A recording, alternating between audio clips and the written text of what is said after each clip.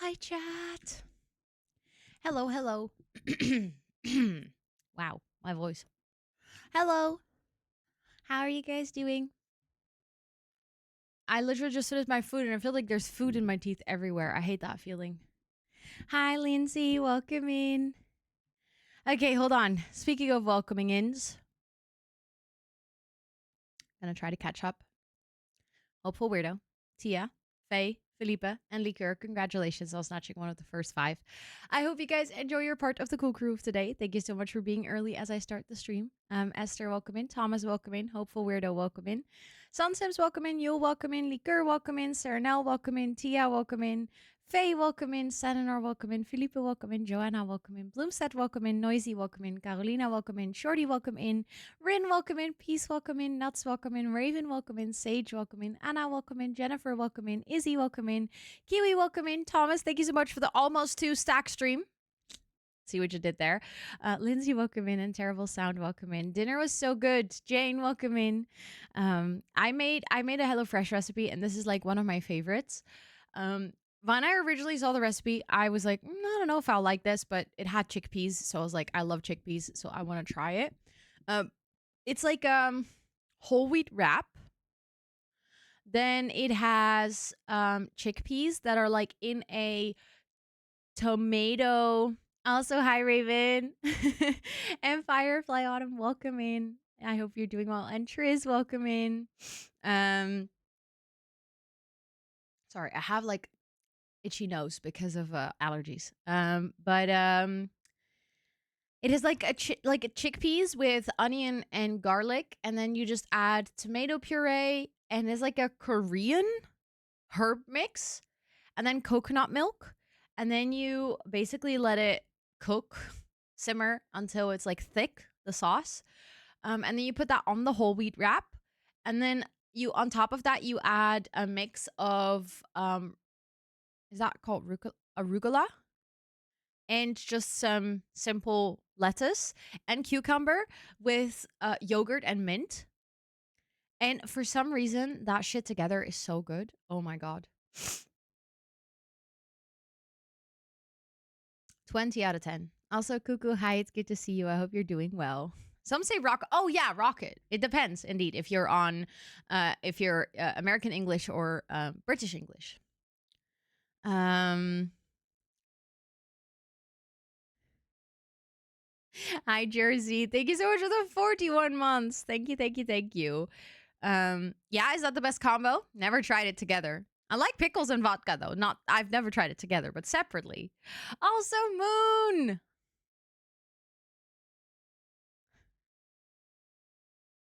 Let's go. That's good craft. That's good craft. Thank you so much for the 13-month resub. I appreciate it. And freaking 12-month streak. Let's go. Thank you so much. Both of you, please enter all your subby perks for a whole month. We're going food discussions. Are you surprised, Thomas? It's this stream. Of course we talk about food. Also, Mel's welcome in, and Molly welcome in, and Sinister welcome in. Pickle, I've heard that. I've heard that pickle water is really good for hungovers. I've never tried it though. Never tried it. Also, Kathy, welcome in. Thank you so much for the lurk. I appreciate it. Sunsims, thank you so much for the 3 months. That's a hype train. Let's go. Thank you, thank you, thank you. Please enjoy all your subby perks for a whole month. I appreciate that a ton. Thank you so much. I love how bright the rainbow lights are during nighttime. So far, we mostly had hype trains during daytime. And then they're also very nice, but I don't know. It's like the lights are so... Also, Kiwi, thank you so much for redeeming a gifted through your channel points. Hold on, I'm going to have to open my own stream. Make sure I don't hear myself. I hate that when that happens. And then I'm going to give the sub to someone random in chat. Thank you so much. Thank you for saving up so many points. I'll do that right now. Hold on. True. Usually the lights were there when the camera was smaller. Also, Sky, please enter all of your subby perks for a whole month, courtesy of Kiwi, redeeming that through channel points. Thank you, thank you, thank you. Also, Charlie, welcome in. I hope you're doing well. It is good to see you. I'm excited for today. Also, hi, Dame. Yes. Are you excited? Look, I got a whole box. I have to look up how to start again, though. It's been a while. Also, Pink, welcome in. Right? Art stream in the evening. Also, I had such a challenge to pick the right category because originally arts used to be called arts and crafts. Yo! Goku, what the heck? Thank you so much for the 10 gifted. Holy moly. Thank you, thank you, thank you. To everyone who just got gifted a sub, please enjoy all your subby perks for a whole month, courtesy of Cuckoo. That's very, very, very kind. That hype train just zoomed to level 4. Melon smelling Scooby-Doo's? Wait, there were smelly... Yo, I think I vaguely remember this. For a second, I was like, what? Hi, Tanisha. Also, Chris, welcome in. And Anna, welcome in. And Joanna, thank you so much for the 100 biddies. What the heck? Thank you, thank you, thank you. And Courier, welcome in. Oh my goodness, so many things are happening. But yeah, I vaguely remember the smelling ones. Do you guys remember Diddle? This is, I feel like, oddly specific regionally. I don't think everyone had Diddle, but I know that we Dutchies and the Germans definitely had Diddle. You also had, that's for anyone who doesn't know what it is, it's basically like, it's like a little mouse, and they had like a huge merchandise line with bags and whatever, but originally it was stationary, and there were like little stationary notes that also had a smell. Also, Tanisha, thank you so much for gifting a sub to Pink. That is really, really kind. And Noisy, thank you so much for the biddies. What the heck? Thank you guys so much. You didn't think about it. Did you know it's back? Did you know you can buy Diddle stuff again? I actually still have my original Diddle stuff. I have like multiple wow, speaking row. I have like multiple Diddle pages, like the notebooks. I still have them. I use them to write birthday cards for people. It's amazing. Also, Kiwi, thank you so much for the 100 biddies as well. Thank you, thank you. I did have a Diddle binder, yeah, actually. I did. Also, thank you guys so much for completing that hype train. Level 4 hype train. What the heck? Thank you, thank you, thank you, thank you. That you guys are being so hella generous. What is even happening? Thank you all so much. I appreciate that lots. Also, Follow, welcome in. I hope you're doing well. And Star Powered Hero, welcome in. And Henriette, welcome in. It is so good to see all of you. I hope you're all doing amazing. Marion, welcome in. It's good to see you as well. I think I still actually have my Diddle binder somewhere. I had two. I had a proper binder where, like, you know, the special one where you would put all the separate Diddle sheets. I still have that. It's in my memory boxes downstairs. That's one of the things that my mom, together with my Pokemon cards at one point, was like, can I throw those away? And I was like, hell no. So I have all of those still somewhere downstairs in a box. But I also had like a small paper binder, and I think I still have it downstairs because I keep like my how does one call those? You know, when you were in high school and you had to like hand in homework or something, you would have those plastic binders that if you jammed like 2 holes into the paper, you could put it in the plastic binder. I don't know if that's called a binder as well. Also, Pink, enjoy all the subby perks. I hope you enjoy them. Yes, oh my god, the glow in the dark ones were also really cool. Okay, now for anyone who doesn't know who Diddle is, I feel like I should show you. Because if you see Diddle, you'll understand why we were all obsessed, because Diddle is actually adorable. This is actually the announcement of Diddle is back, which is kind of funny. Look, this is Diddle. This is the mouse. This is the character. You also had Diddlina, who was the girl. It's kind of like Mickey and Minnie, but you had Diddle and Diddlina. And they had these huge feet, and you had like, I think I even have a plushie of Diddle, also downstairs somewhere. Actually, same. I find it more adorable now. Back then, it was just cool. But Now I find it adorable. I used to draw them too. Yeah. It's back. Yeah, yeah. You can buy diddle products again if you want. Also, hi Ellen, it's good to see you. I do feel like this was such a, I don't know, like even within Europe, relatively localized. I think it is German. I mean, based on the name, I'm assuming it's a German design. I know that in the Netherlands, this was so popular. Get back up, use the papers, do it. Do it. But yeah.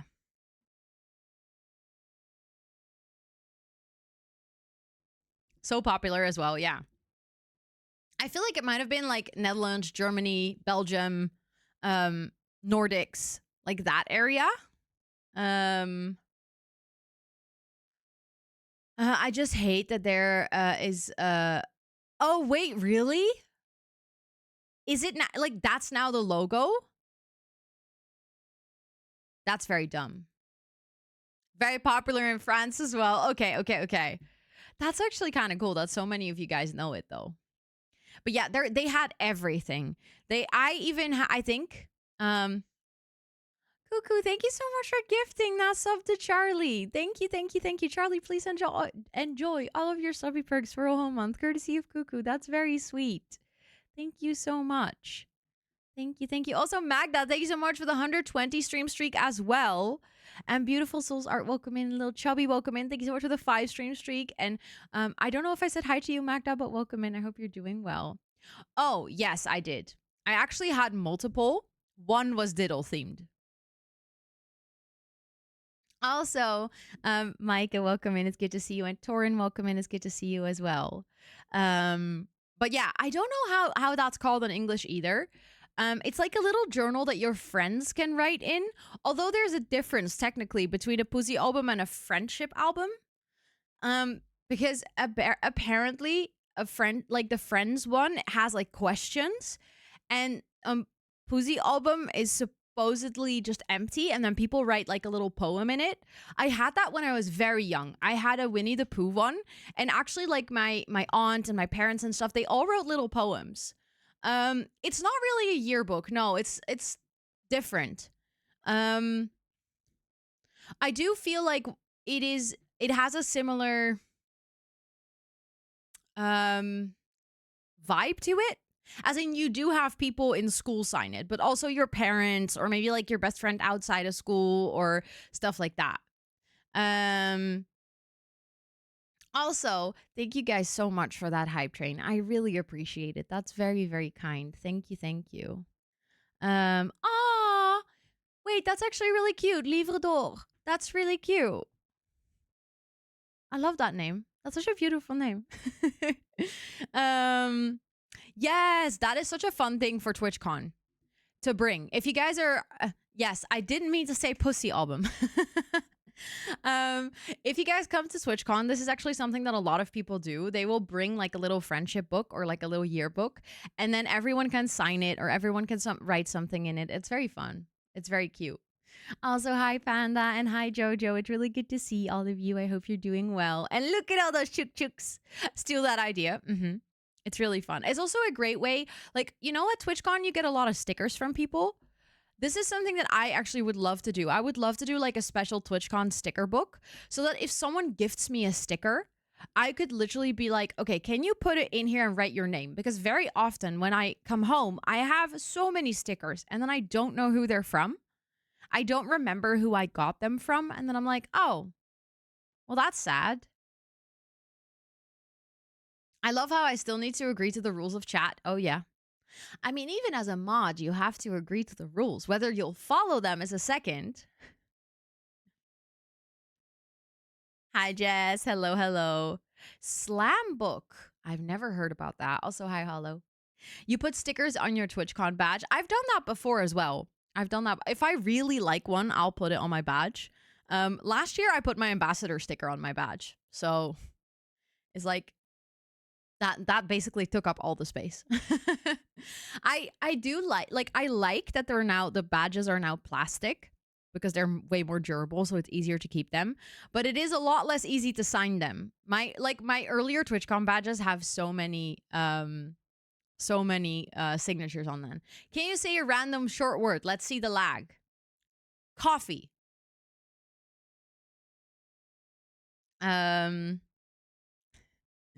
Yes, that is correct, Pink. You, for a whole month, you will not get any ads. You will not get any ads. Coffee, Abu, that's not bad at all. You have basically no lag. You type that within the same minute. See, that's the thing. I was looking for that category, Felipe, but I couldn't find it.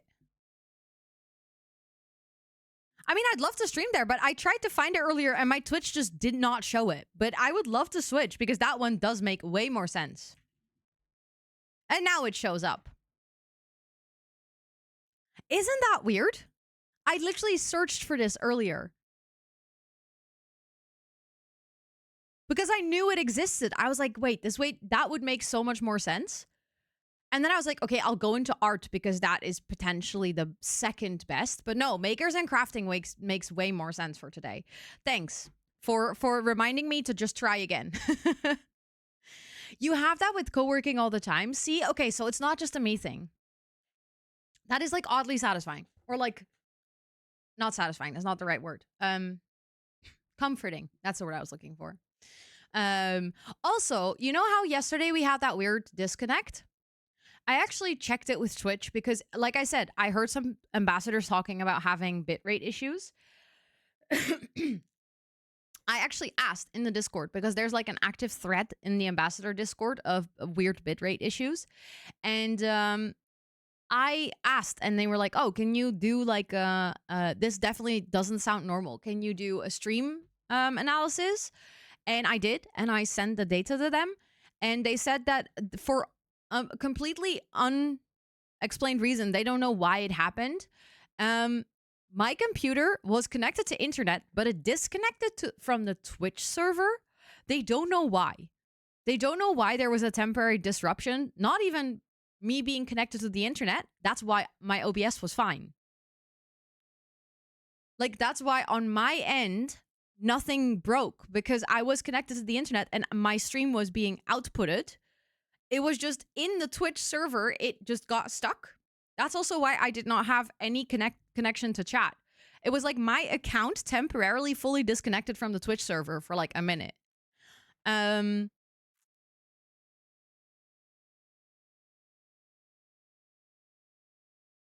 yeah. Wait, what is going on?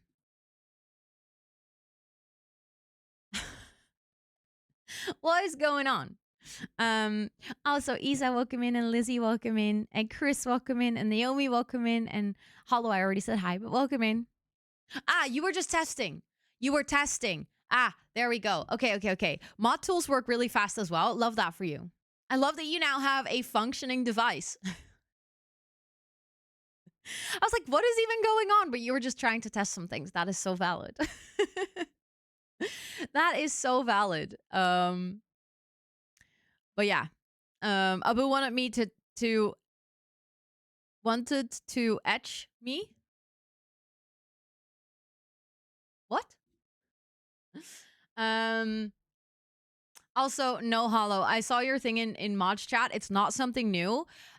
Although you were lucky that you didn't have it before, it's very annoying and in your face. And the thing in chat will continuously try to switch to that view.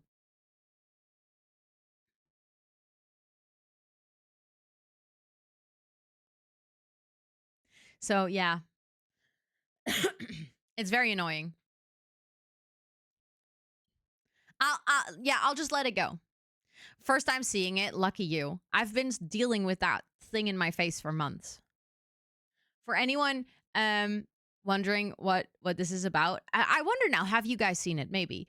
Above chat, like, you know, where you can see the leaderboard of the people who have gifted subs and cheered bits and the people who have made clips, like that little thing that like scrolls above your chat. Sometimes that changes into sort of like a progress bar that will show you how many subs you've gifted and how many subs you still need to gift before your next badge, basically. And the thing is, I don't necessarily hate that overview. It's not like a bad thing per se, but it keeps pushing it. So like if I look at my OBS and I have my Twitch chat, it keeps trying to switch back to that. And I'm like, I don't care for when I will get my next badge in my own chat. Like, I genuinely do not care. If I gift subs, it's because people are redeeming them through channel points. I don't need to know this. So I click it away. I'm like, I would rather see who's the clip leader, for example. And then it just keeps forcing me back to that overview. It is so annoying. There it goes. It literally just switched again. And then it just stays there. I need to gift 29 more subs until my next gifter's badge. Okay, great. Like, thank you, Twitch, for telling me. Hi, Fire Cutes. Welcome in. Where are the Twitch servers in the Netherlands? Amsterdam. I don't exactly know where, but Amsterdam. Was adding more cheese. I am so happy that I'm to say I was right. That is such a valid argument. More cheese is always good. As a badge collector, it's motivating me. I love that. I love that we're all here like, oh, this is so annoying. And Chris is like, I actually like it. It's nice.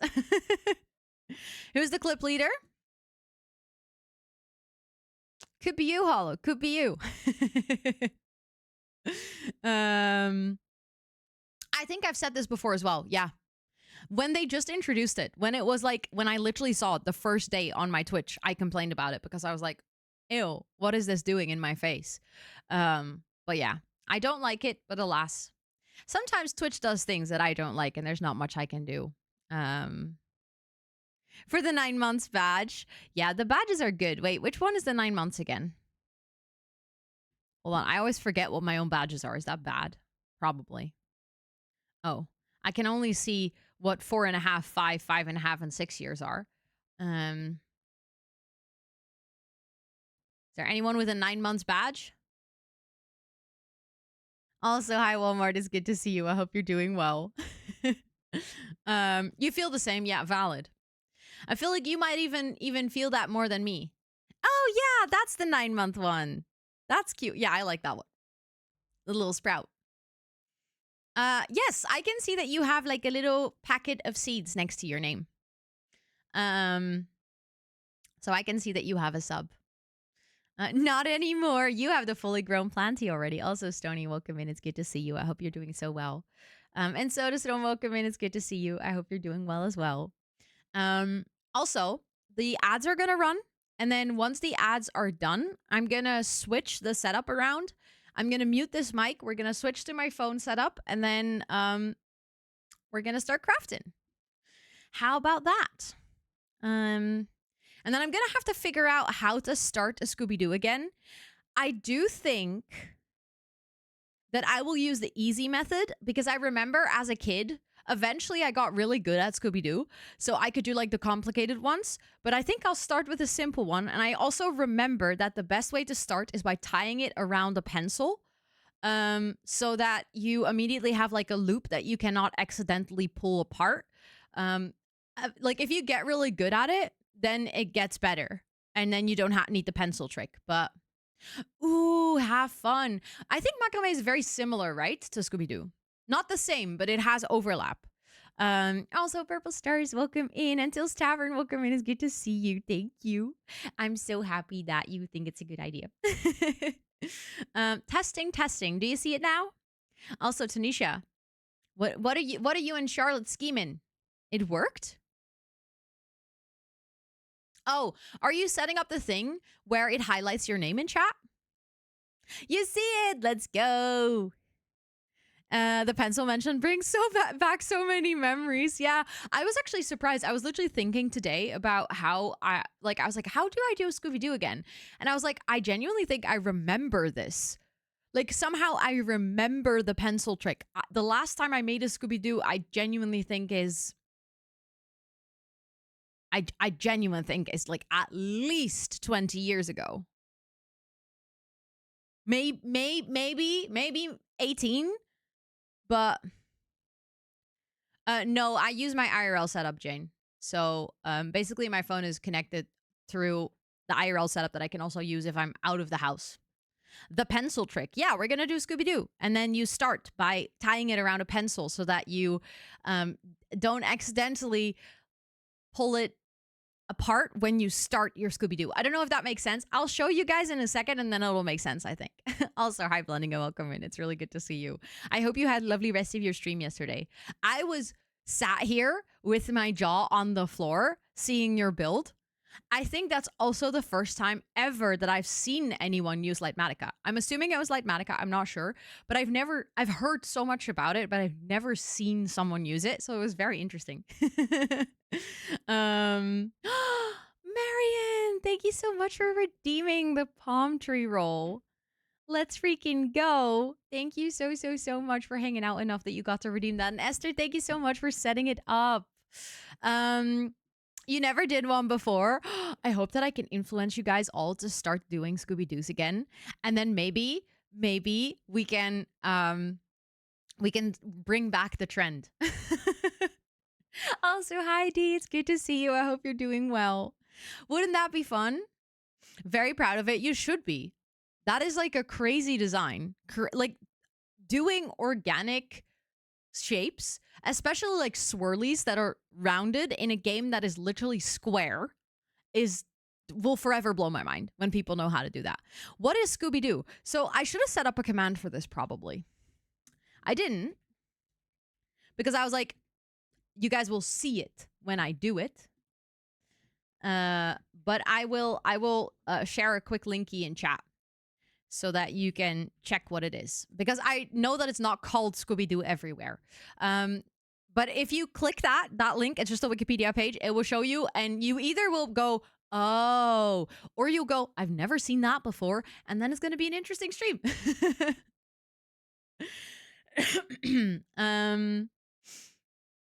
Of bigger builds in long term after this month. That is super cool. That is super cool. I love seeing people do like really ambitious build projects in Minecraft. It's like my favorite part. Are you guys all setting up that thing where your own name gets highlighted? I mean, I'm not making friendship bracelets, Jane. I'm just making whatever keychain, I guess, is the easiest one. I never used to make friendship bracelets with Scooby-Doo either, because they're not very comfortable. I prefer those with cotton, actually, over wool, because wool is itchy.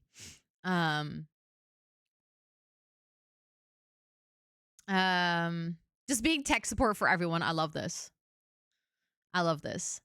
Ooh, enjoy coloring, Micah. Enjoy. Yeah, I also got my coloring book out. So once we've done 1 or 2 Scooby-Doos, I don't know how long we're gonna take for it. I have my coloring book. I haven't used this in a long time. It's been sitting in my cupboard for a long time. I was coloring something.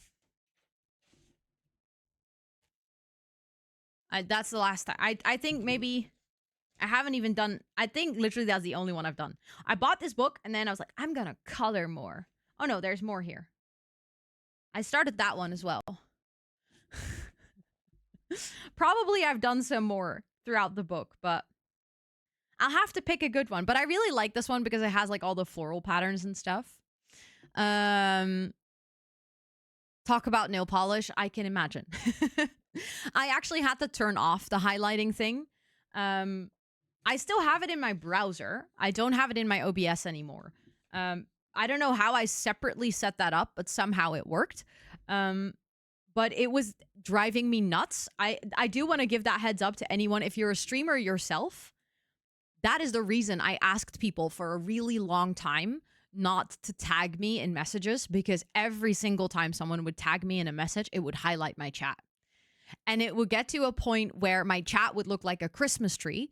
And then I started telling people, and then we got to a point where the community grew so big that I would have to tell someone to not tag me so often that I was like, you know what? I'm just going to get rid of the problem on my end because this is not helping.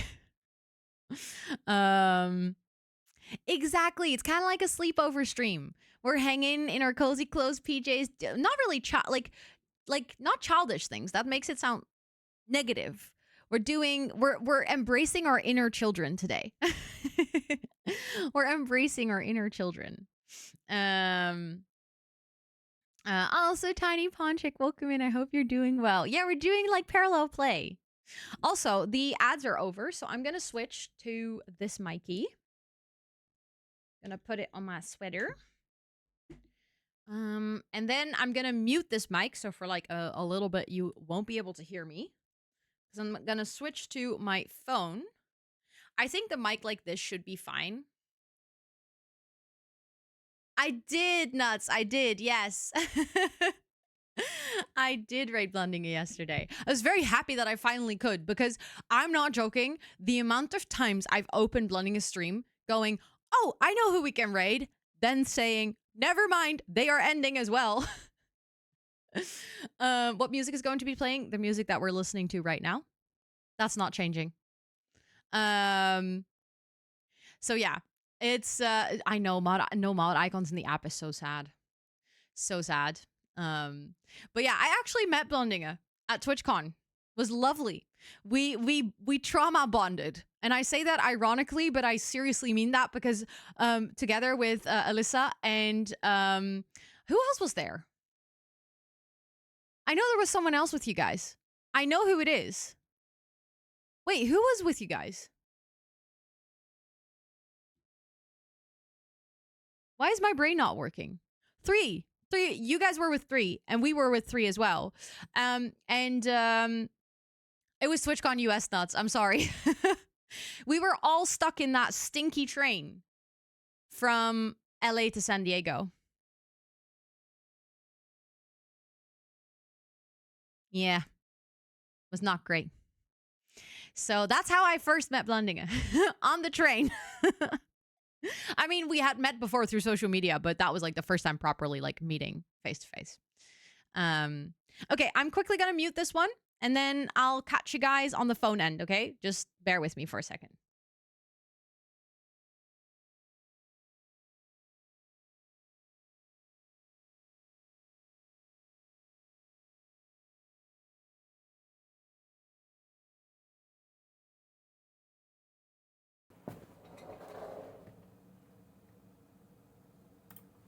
Okay, I think now this mic is working.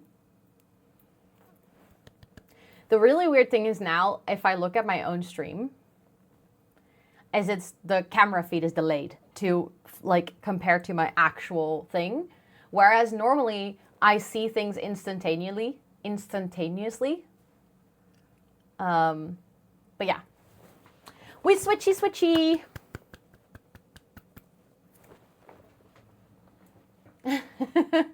Let me know if this is good. Let me know if you guys like the angle. Is this cat cam? No, this is my phone. Sound is good. Music is a bit low. Is that because my voice got louder? Because the music is the same as it was a second ago. Oh, please go ahead. Stock my books. Stock my books. If you have any questions about the bookcase, feel free to ask.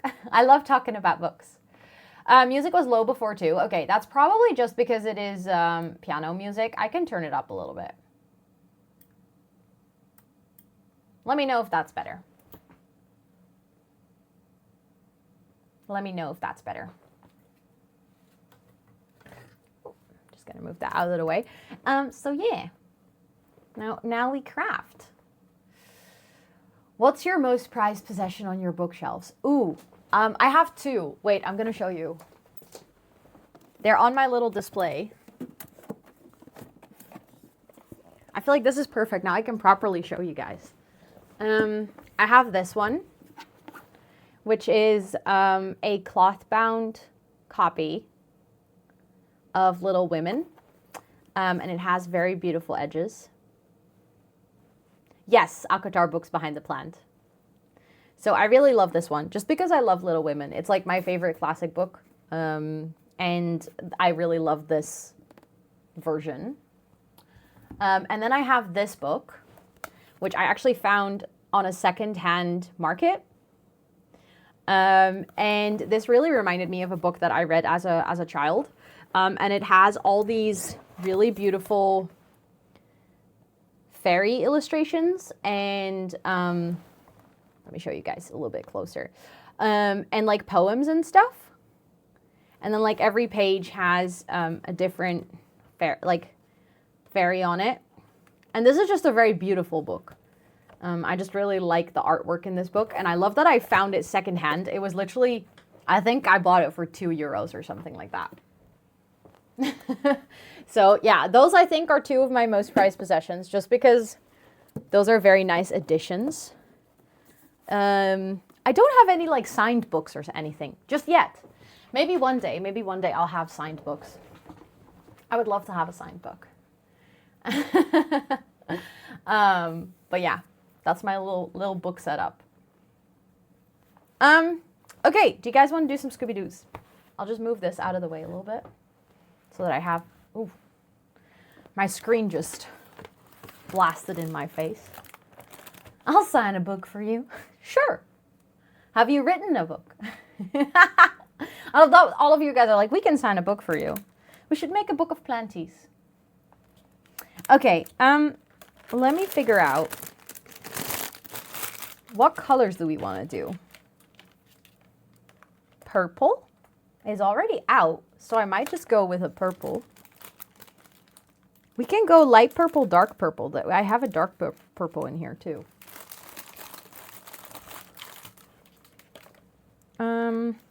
And pink and white maybe. Just very girly pop.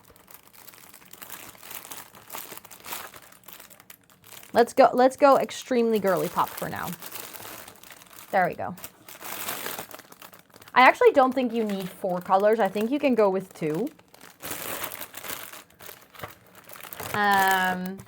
Also, hi Quincy. Hello, hello. I haven't done Scooby-Doo in a very long time, so be patient with me. But I love getting back into like these arts and crafts that I used to do when I was younger. It's very fun. Enjoy diamond painting if you go do that. That sounds like fun. Okay, like I said, I very much remember. So the thing is, if I do it like this, I'll have 8 strands actually. So technically, I think I only need 2 colors. I can do the 4, but the 4 is more complicated. So I think I might just start with 2. I might start with white and light purple now, and then I'll do a pink and dark purple later.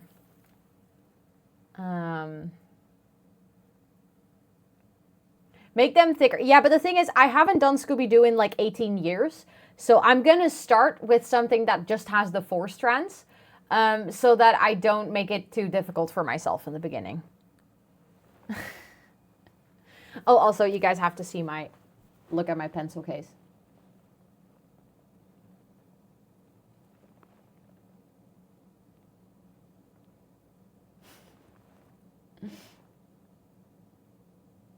I love this. I bought it like years and years ago. Let me see. I'll just use that one. I saw that at the local bookstore and I was like, yep, we need that.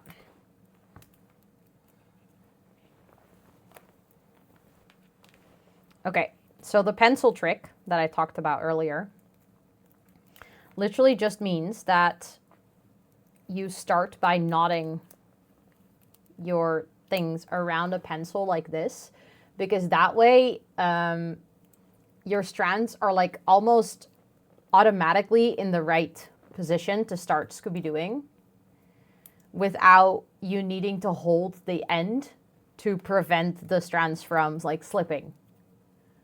You can do a loop knot as well, but that one, if you aren't careful, you can pull apart again.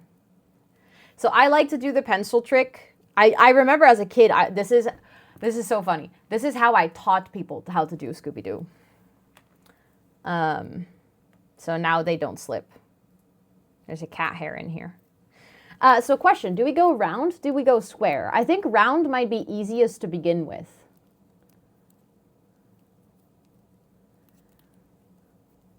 Just because I remember how to do it.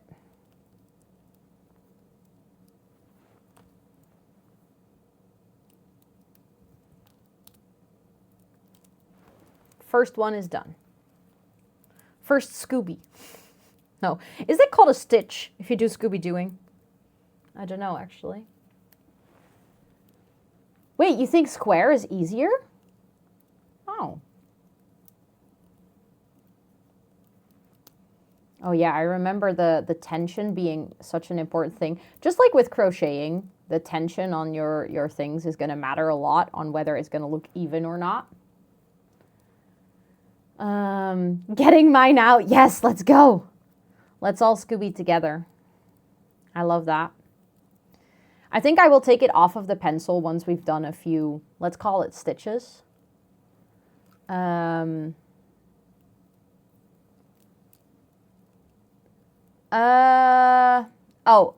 good question, Abu. I would say similar to games. I'll ask if I need any input specifically. And then we can think along, but yeah, same. That's the thing. I remember as a kid, I would always squeeze like so hard on these things. I would sometimes break the rope even. I don't remember if I first learned square or round, to be honest. I think I learned how to do Scooby-Doos when I was like 4 or 6 or something like that. Really young. So I don't remember. I don't remember what I first learned. Also, oh my god, my Scooby-Doos keep getting stuck in my keyboard. I don't know if you guys see that, but like the ends keep getting stuck.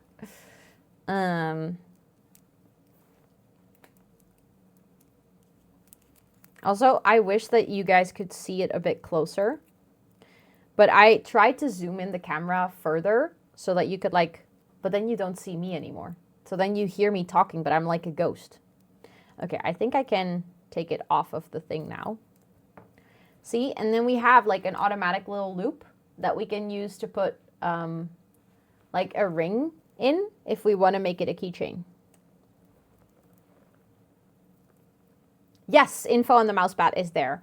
Although I bought it at TwitchCon at the Artist Alley, so I don't know if you can buy it on their web shop. I don't know if they sell and ship it, basically. Haven't been here in a while. I mean, this camera angle is brand new, so even if you have been here every single stream, you would not have seen this. I set this up specifically for today.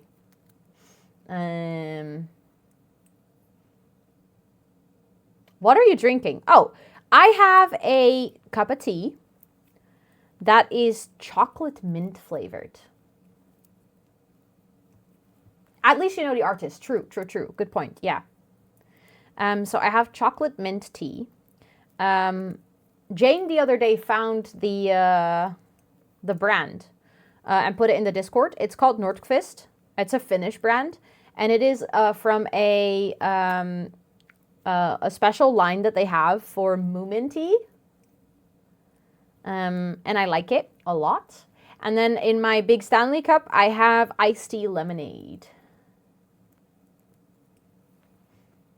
Bracelets. I don't think I've ever done bracelets either. I've always just done the keychains. Is it any good? I love it so much. I love it so much. It's so good. But to be fair, I also really like After Eight chocolate. If you like After Eight chocolate, you'll like this as well. It's very similar flavor. Yes, chocolate mint. If you dislike mint, then this is not going to be for you.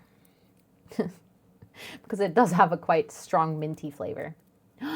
Ooh, ginger lemon with honey is also very nice. It is black tea, yeah.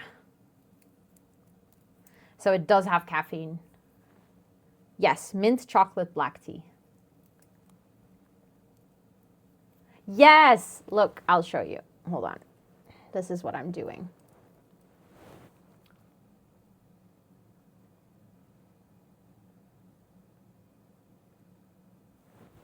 I'm making like a little keychain. We're starting with just a 4-string one. Only like apple tea. Ooh, I don't think I've had apple tea in a long time. I used to have an apple cinnamon tea. That was very good. No, I love ginger lemon, especially with honey. Especially with honey. That's just the best. Speaking of teas, I actually have something really fun for our fundraiser in April that is tea related. It's just a small little thing that I found, but I'm not gonna say anything more. But if you like tea, the fundraiser in April might be fun. It just, I saw it and I was like, oh, that could be such a random cozy thing for the fundraiser. Fun fundraiser, exactly. I put the fun in fundraiser. Oh, Winter Glow is good. Oh, same, Esther. I love rooibos as well. One of my favorite ones too. Have you ever tried the rooibos with orange from Clipper? I am generally not someone who likes anything with orange flavor. I don't like artificial orange. And just in general, I'm not the biggest fan. But the combination between that and the rooibos tea is so good. It's literally like it is a slightly elevated rooibos. I don't even know. Fresh mint. Oh, I like fresh mint as well. Fresh mint is good. Although I can do a mint tea, like a fresh mint tea, every once in a while, and then eventually I'm like, okay, I've had enough. Tastes like grass. Oh, I can see that. I can see that definitely with the with green tea. I kind of recognize that. Rooibos not so much, but I totally understand what you mean with that grass flavor. So yeah, I fucked up. Hold on. I totally see that you don't like that tea. I know what flavor it is, and that's also, for me, matcha also tastes like that. Oh, yes, it's written with a C. It is a little bit more expensive tea than, like, let's say a Pickwick or like a home brand from Jumbo or something. So I would recommend checking if it's ever on sale. But it's like an organic tea brand. It's like they originally started, I think, even as a biological tea. That's how I know of it, because my mom used to buy it at the biological shop. But now they just sell it at an average Jumbo. It's just, the tea is just really good. Like, you can also make multiple cups of tea with one tea bag and they don't get, like, watery. Also, hi, she watches Twitch. Welcome in. Yeah, new angle unlocked. Do you like it? Do you like it? Crafting and talking about tea. This is peak cozy. I agree. And not black tea. Yeah. I think they do that here too at this point. At least, maybe you guys know about this, but I don't think I've ever seen like a black lemon tea. Have you seen people decorate their plant pots with Scoobies? No. Wait, but that sounds like something that I like. What do they do? Do they just make like singular Scoobies like I'm doing now, and then they add it to their plant pots? Or do people like fully decorate that thing? How does that work? Yes, I'm doing a round Scoubidou to begin with. I figured I will just start simple, because this is what I remember. Like, I remember how to do this. Does Pickwick have a black lemon tea? Really? See, that's the thing. I'm that person. I have like my 1 or 2 tea flavors that I really love. And then I just keep buying those and drinking those. There was a while where I was obsessed with sencha, which is also a green type of tea. But then one day I had a cup and I was like, this tastes like grass. And then I could just not, like, there was no way I could go, like, the moment I noticed it, I was like, yep, done. Oh, yeah, to give you a little bit of, I know I can get a little bit closer. So the way I'm tying it, if you go over, over, over, and through, that's round. And then you just have to pull it. I actually think oh no, I did. Yes, I did make a mistake. No, I didn't make a mistake. There we go. I was just pulling it wrong. I make like a little flower and then I pull it through the last hoop. So again, you have the 4 straws, 4 strands, like this. Minty Morocco. Oh, love that. So you have the 4, then you go 1, like you pick 1 and you go over the next one and then you hold it. Then the one that you just went over, you pick that, you go over the next one, you hold it. Then you pick the one that you just went over, you go over the next one, and you hold it. See, it's difficult to hold. And then when you have the last one, you pull that through the first loop. And that kind of seals them all in, and then you just have to grab all the ends, and then you close it. And that's how you do that. And then it creates this one. Best channel, we have a crafters channel, I would say. Or the pictures and videos, either is fine. So this creates a round one where it goes around, literally. You can also do a square one where you would have to go over with the two, like this. You create like two little bridges, and then you go over and under with one side, and over and under with the other side. If you keep doing that, your Scooby will slowly turn square. Love the colors you chose, thank you. You've unlocked a childhood memory. Yeah, this is very much nostalgia for a lot of people. For square is doing 4. I'm doing 4 now as well. This is like 4 strands. How was square? Okay, I'll show you again. Hold on.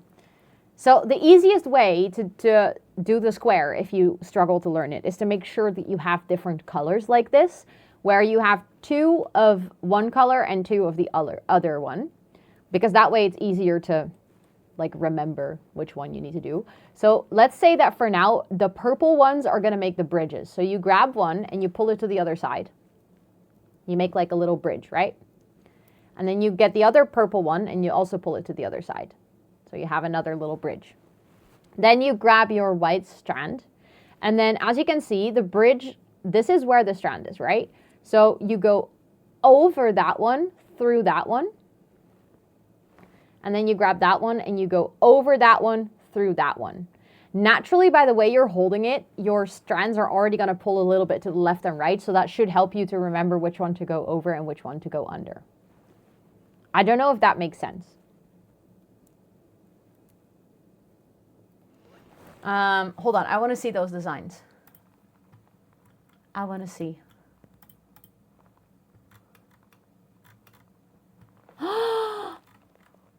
Wait, that's really cool. I don't know how people are doing that. That looks complicated as fuck, but it looks really cool.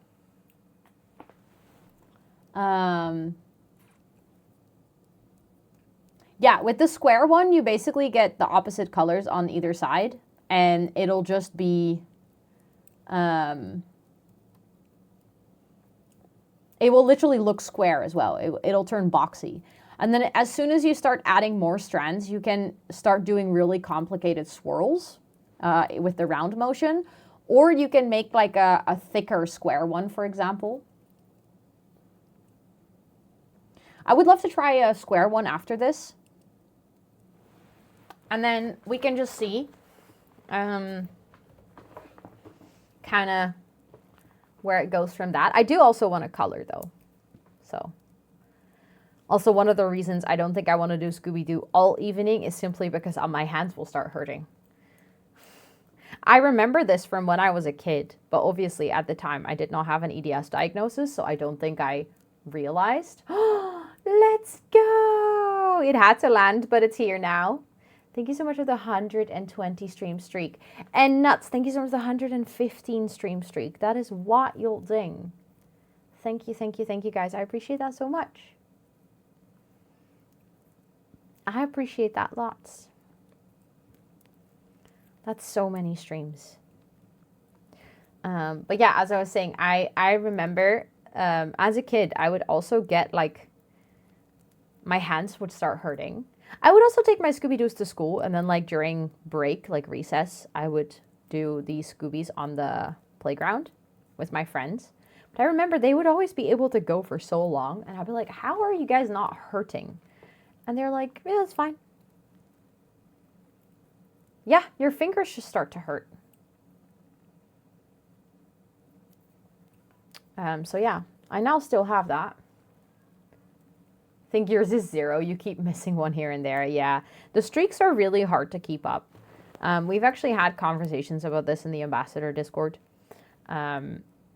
Just kind of like an open discussion, not just Ambassador Discord. I feel like these conversations I've seen taken place in like many different places, but the one in the Ambassador Discord I specifically remember, because people were kind of like saying the streaks are very fun for people that have the life or the space or time to keep up with them, right? Because then it feels very cool that that number keeps going up, and it's like a way to flex things. Like it is fun. Like it's not necessarily to say that the streams or the streaks are bad, but it's more so that it can make people feel like left out, because not everyone is in a position to keep a stream streak up, right? And that's not because you're not dedicated to the stream, or because you're not part of the community, or because you don't care. It's literally just because you have other things to do. And yeah, like you might feel pressured. And they were talking about how it would be nice if the stream, like the streaks, kind of were like what a lot of streamers have, like a check-in, like a daily check-in. So you can still have that number go up, but like you don't lose it if you miss a stream. And then there could be like, I don't know, a streamer could set up their own badges or something for X amount of check-ins reached or something. So you can still celebrate it. Hi, Nymphlora, welcome in. It's good to see you. I hope you're doing so well. Yeah, exactly. Time zones, Yeah, the moment you hit a certain number, you start feeling stressed that you need to keep it up. I feel that, Curious. It's also, I have that with crocheting as well. Having a less, like holding it less tightly is obviously better for your joints, but sometimes it's just a repetitive move as well.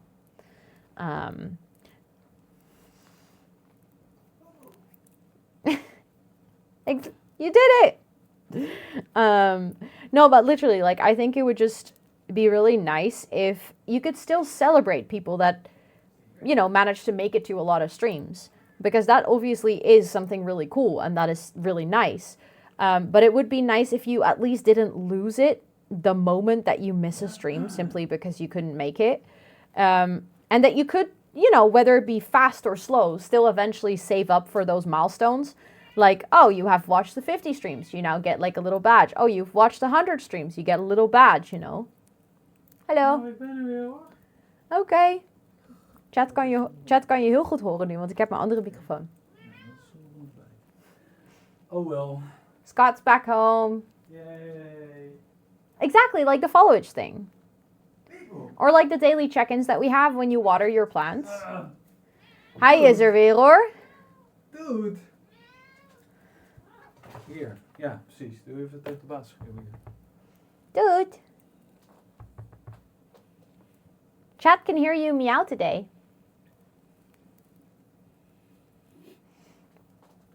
But that only works, Jane, if I stream twice in a day.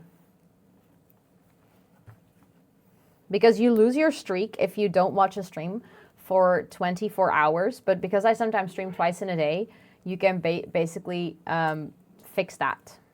Hey, dude. Do you want a Scooby as well? Scoubidou. Scooby-Doo. Scoubidou.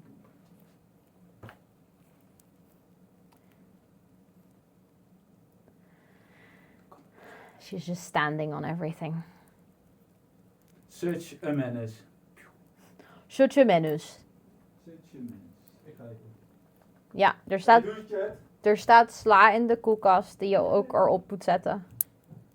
Sla moet ik even opwarmen. Are you twins? Me and my cat? Yes, we are twins. Absolutely. Yes, you can also watch the VOD. That is true. Or you can watch a clip from that specific stream as well. So if a clip was made from that stream, you can also watch that to save your streak. I think it doesn't, Kyrios, as far as I'm aware. As far as I'm aware. I love that she's now just sitting here. She's like, okay, fine. I shall now be in the way. I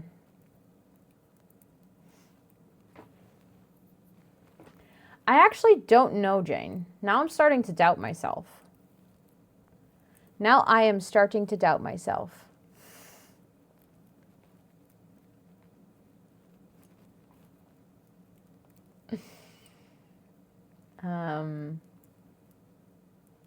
Because I always panic, try to regain my streak before the evening. I don't know. Now I would say, if you really want to know, probably you can go to the page where Twitch themselves explain streaks to get the most accurate information. Because I am now starting to doubt myself whether it's actually the case, whether I'm saying something that's correct.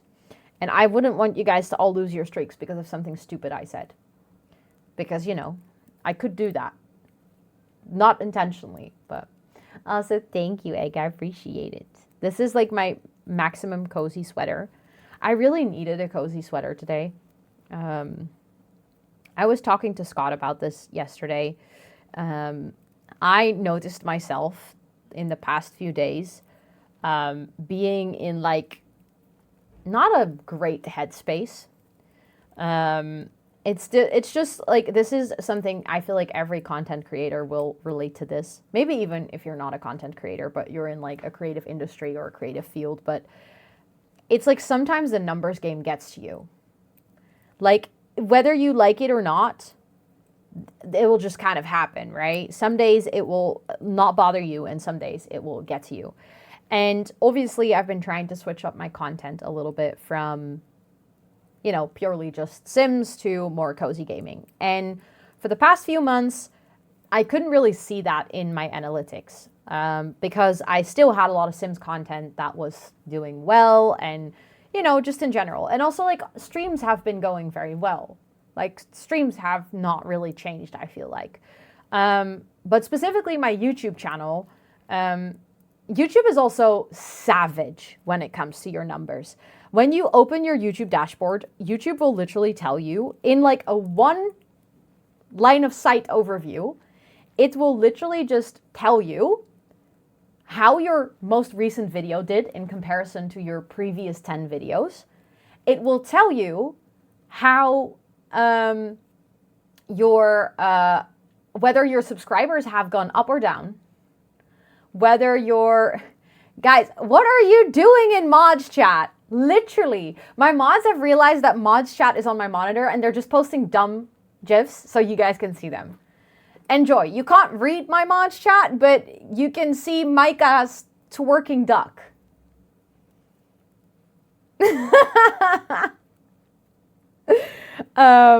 Here I'm trying to tell you guys something serious and Micah's putting twerking ducks. Okay. No, but as I was saying, yeah, no, literally, YouTube will do that. YouTube, like, if you're a creator and you open your YouTube dashboard, there are two feelings you can get. Either, wow, I'm doing so good, everything's green, or it will be like, I want to cry in a corner and stop doing this. I clearly am a loser. I cannot do that, because everything on YouTube will be like, all the arrows are pointing downwards. Like some numbers will be red. It's like YouTube is literally, when I tell you, like YouTube is savage when it comes to analytics. So I have been struggling a little bit with my YouTube analytics the past month or like the past couple of weeks because it finally got to a point where I can see the actual analytics of how my channel is doing now that I'm posting fully variety content, right? That takes about like 2 to 3 months to catch up. And everything's down. Also, January, February are generally horrible months for ad revenue. Because, you know, all the holidays are over. All the advertisers are like making up their budget for the year. So no one is paying for anything. So generally speaking, January, February, terrible months for sponsors, for ads. So all of my analytics were looking terrible. And I noticed that that was getting to me because all of a sudden I started checking how many viewers I had on Twitch every 5 minutes. And all of a sudden, I was like stressing about my averages and what that looked like, quote unquote, looked like to other people. And like, I noticed this yesterday after my stream. I was like, yo, I'm not in a good headspace analytic wise, which the irony is that I was checking my Twitch stats obsessively, even though my YouTube was doing bad. It's just this weird thing where like sometimes, and then I really have to tell myself, like I have to be like, Ro, stop. This is not good. Also, you don't like this. Also, you know, a 1 week or 2 week analytics is not actually determining of how you're doing. But then immediately like all those like weird fears go into my head of, oh my God, my career is over. I don't think I can do this as a job. I've been doing it for more than a year at this point. It's fine. But it's like that sort of weird stress. Oh my God, word art. You guys are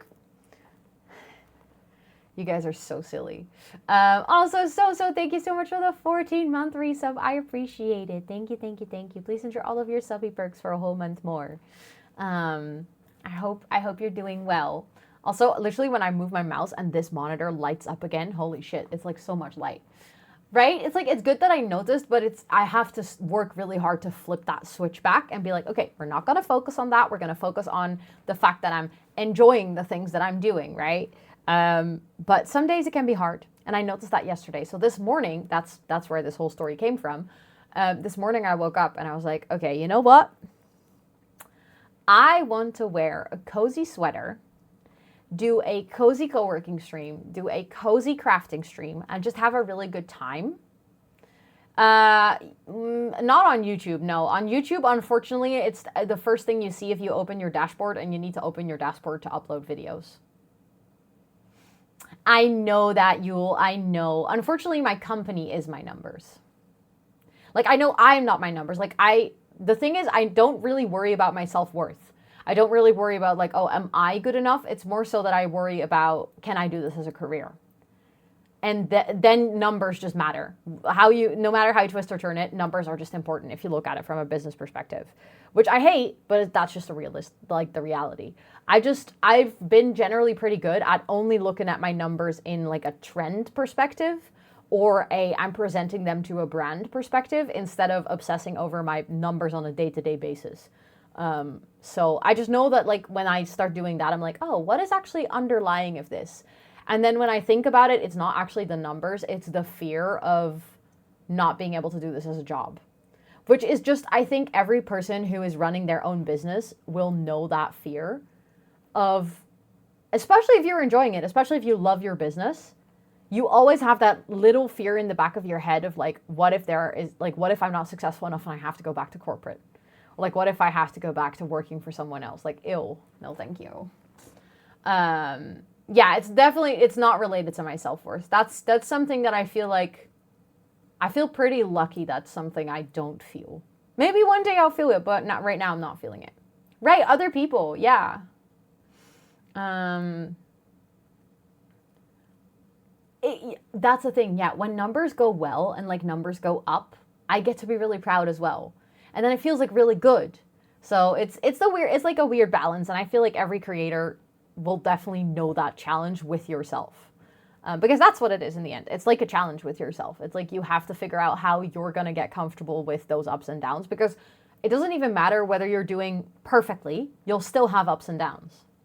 I know, right? I know, Esther. I hate that it's just like right there in your face. Okay. I finished the first Scoubidou because my little wires or things are getting a little too short. Especially that one purple one is a bit too short to continue. Peaking and dotting. Exactly, Mary. Exactly. Exactly. Like, my audience will change, but that just takes a long time. YouTube algorithm is a bitch. YouTube is like, oh, you are a Sims channel. You're not posting about the Sims, so we're not showing your videos to anyone. And it's like, it needs time to realize that I'm changing the direction of my content. So in a way, it feels like my YouTube channel is starting all over. Like, when I first started, YouTube also doesn't show your videos to people. So like, that just takes time, which I know, but it just feels like I was doing so well. I was like, I'm on my way to my 100,000 subscriber plaque, and now I'm like, I'm not on my way anymore. I will take another 5 years to get there. Even though that's probably not the case, but I was growing exponentially, and now I'm no longer growing exponentially, which is not a bad thing. It's okay for things to slow down. It's just some days that sucks. I actually started doing YouTube maybe 5 days before I started doing Twitch. Now I'm curious, what is my first YouTube video? When did I upload that? I can see that. Hold on. Now I'm curious. I'm going to have to put 50 per page.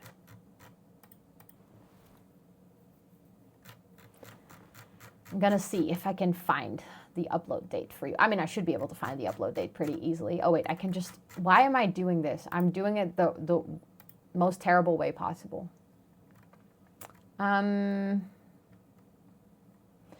first YouTube video was uploaded on June 6th.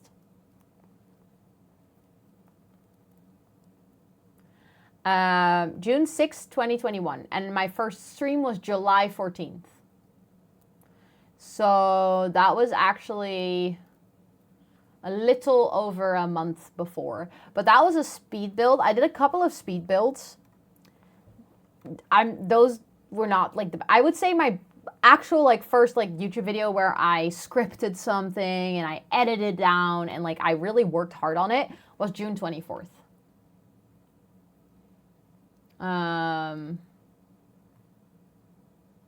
Oh, wait. My answer? Sorry. I realized you asked the question and I didn't even answer because we kind of went off on a tangent and we talked about so many other things. What would you gravitate more to? A rich warm blue or a rich warm green? I don't know what to envision with those colors. Because to me, both... Well, rich warm green, I can kind of see like a foresty green. Dark foresty green. Warm blue in my brain does not exist.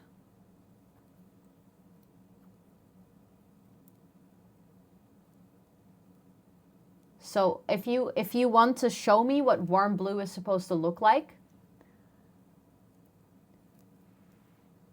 Also, what the fuck are you guys doing in mods chat? Literally, this is... Abu, what is this? What is this? Royal blue, but a bit deeper. Okay, and then the green, is it like a mossy, dark green?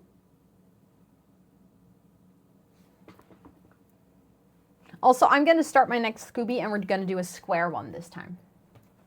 So you guys can see the difference. No, same, she watches Switch. I'm like, I don't know what to think of when someone says warm blue. Moss, but slightly darker. Then I think I would go for that over the blue. That is an Abu selfie, yes. Also, thank you, Lucky Lokesh. I appreciate it.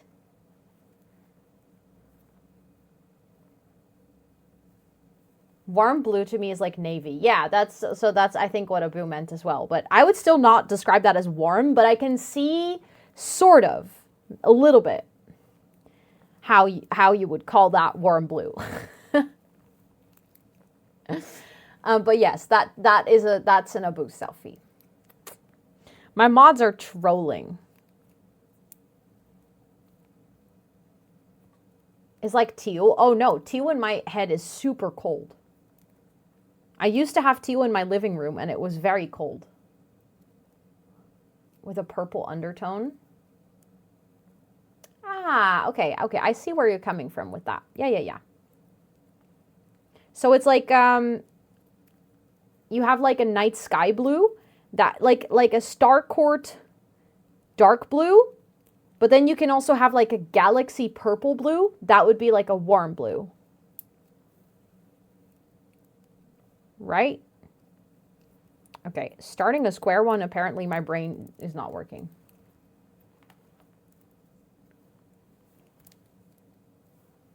Hold on. I don't know what I fucked up there, but it didn't go well. I know how to do it, but I messed it up anyways. Yeah, but yes, yeah, I agree. Anything bluer than sage. Oh, I know what I fucked up. Hold on. I did the Scoobies the wrong way around.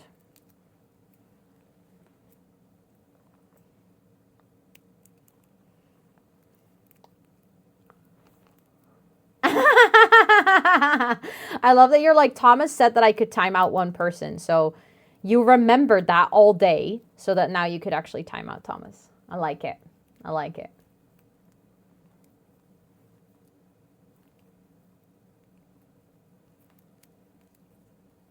I like it. Still feels cold as long as the purple is bluish. If it's reddish. Yeah, see, this is the thing. I actually read a study about this. And obviously there's only like a limited way this can be studied because that's the whole problem, is whether color perception is objective or subjective. Thank you for the follow. I appreciate that. Welcome in. And whether everyone sees colors the same way. And I feel like this debate is such a good example of why I personally believe people don't see colors the same way. I genuinely don't think there is a universal perception of color. Okay, I'm gonna have to get rid of the pencil very soon because actually the things keep getting stuck around the pencil and it's making my life really hard right now.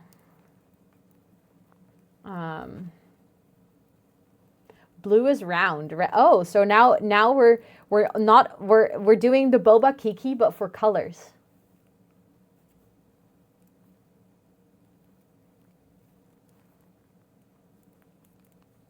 Okay. I mean, I kind of see that. Although I can see red being round as well. But blue can definitely not be... Oh, blue is a square. Yeah. I feel like blue is a square makes so much sense to me. It's not spiky, but I don't know if it's round, but square might be correct. Yeah. I can't agree with people on this. No, same. Every single time I tell people what my days are colored like, people are like, no, that's not right. I feel like that's also such a personal thing. What colors of the day? No, what colors the days of the week have for you? For some people, it doesn't have colors as well, like at all, because actually, you know, associating color with those things is, I don't know. I mean, how would you classify it? It's not a disorder. I don't know if it's part of being neurodivergent, like if it falls under that umbrella. Now I need to know. Okay, so Monday is white. I don't know why. That's just what it feels like. Monday feels white. Tuesday is teal, a teal blue, like a swimming pool kind of greenish blue. Wednesday is green, not a pretty green even. Even though I like Wednesday is not a pretty green. Thursday is dark blue. Friday is yellow. Saturday, I think, is also white. Sunday is black.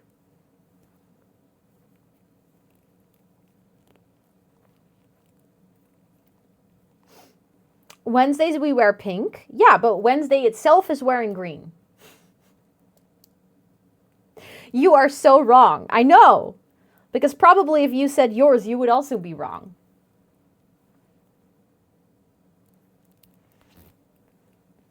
Your partner says there cannot be two whites, yet there are two whites. I'm sorry. That's just the way it is. I did not make up these colors. My brain did. You cannot hold me responsible for what my brain's doing. Also, hi, Tiyoki. Welcome in.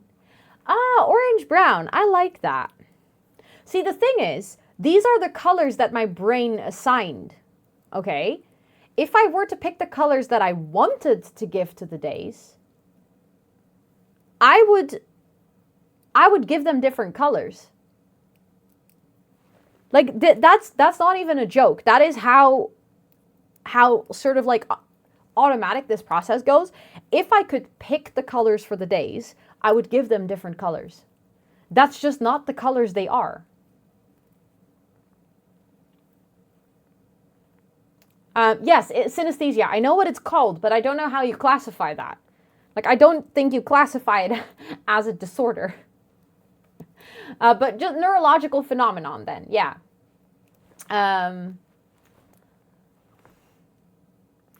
Ellie! Oh my goodness. We're doing a little circle raid. Hold on, let me snooze the ad so I can properly welcome you guys in. Hi friends, it is so good to see all of you. I hope you guys are doing well. Welcome to the Crafting Chaos. We were just talking about what colors the days of the week have. I don't know if you guys also feel that, but you know, we collectively agreed that we cannot agree on what the right answer is. Is it part of being neurodivergent? Okay, I was wondering about that.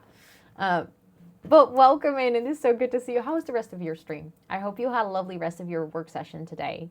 Also, Ryzen, thank you so much for the 17-month resub. I appreciate it. Thank you, thank you, thank you. What the heck?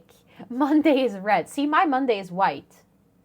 Even though I don't necessarily, if I had to pick colors, I wouldn't give it white, but in my brain it just is. I shouted out your crafty stream after your raid. We had to come here. I appreciate that. Thank you, thank you, thank you. Yeah, we are doing a crafty stream, so let me show you. I have made this one already. This is my first Scooby that I've made in like... unfortunately, in Flora, we wouldn't have enough poll options. You only get 5 answers per poll, so... yeah. And I'm currently working on this one. It's a little hard to show, but this is the square one that I'm doing. Stream Wild actually also played an amazing cozy game called... Oh my god, you played Piece Together? I still really want to play Piece Together. I heard about it. It actually sounds really cozy. Thank you so much for the raid. For anyone from my side, we raided Ellie earlier, so you might actually have been in Ellie's stream before, but if you haven't, this is your time to go fix that. Ellie is absolutely wonderful. There's a lot of cozy games, a lot of co-working, and also some IRLs. So if you enjoy it here, I'm 100% sure that you will enjoy it there over there as well. I know how to speak. But yeah, if you need to go raid and run, raid and rest, I know that it's pretty late for you as well because you're on the same time zone as me. If you still need to go have dinner or stretch or hydrate or any of those things, please make sure to do so. But yeah, thank you all so much for being here. For anyone who's new, my name is Rosanna, or Ro. I use she, her pronouns. And on the channel, we do gaming, co-working, and a sprinkle of IRL. And there are balls in mods chat. I saw. My mods are trolling me because I have mods chat open. Very cheeky, but I will look at it in a second. I was thinking of, I saw it and I was like, oh, there's a question. I will look at it during break time. But thank you, Lena, for putting that in chat. I appreciate it. Thank you for that shout out for Ellie. And yeah, I don't know if we're not really doing any of the things that I normally do on stream today because we're doing a cozy crafting stream. We're doing some Scooby-Doos and later I'll be doing some coloring. We're just like cozily coexisting, so to say. Because I figured it might actually be nice to just have a chill stream. My community unlocked this during Movember. It was one of the incentives to do a crafting stream. And I thought really long about what I wanted to do. And then I realized that I still had these Scoobies. And I was like, you know what? That is so fun. I haven't done this in years. And I feel like so far, a lot of people have confirmed that this is very nostalgic. Could see anything private. The thing is, I don't think you guys can read it. You can see the photos, though. Monday blue, Tuesday orange, Wednesday red, Thursday green, Friday... I agree on the Friday yellow. That is... I also think Friday's yellow. Yep. Saturday gray. And Sunday black. I also think Sunday's black. But yeah, we were just saying that a lot of people have different perceptions of what colors of the what colors they should be. And also, I was literally saying as you guys came in that if I got to pick the colors, like if I were to decide, if I were to like, oh, what color would I like Monday to be? Then you know, I would probably pick different colors than the colors that my brain automatically assigned. Because I don't necessarily agree with the picks that my brain made, but those are just the colors that they are. Also, yes, sorry, Anna, I sometimes miss messages. There's not much I can do about that. Please don't point it out, though, because it makes me feel bad. Thank you. Tuesday is a blue day. Yeah, I do agree with that. Mine is a little bit like greenish blue, but I can see that. As a recurring topic with one of your friend groups, I feel like it's you either have a friend group that understands and will all start actively discussing their the colors that the day should be, or you have a friend group that is like, huh? And then you know that none of them are neurodivergent.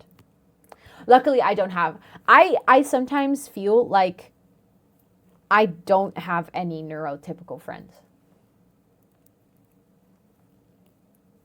I don't know where they are. What colors would you pick? I feel like I would definitely change out Wednesday because I don't like the color, the shade of green that my brain picks for Wednesday. I don't like that green. It's like a very primary green. Not like a nice sage or something. Like, I don't necessarily hate the fact that it's green. I just feel like I would pick a good looking green, not that specific color green. I think I would also probably change out Monday because I feel like white, I don't necessarily like the color white. I like the color white as in like if you have a text on a poster. But I feel like that doesn't really work. It's not like Monday is not graphically designed to be white.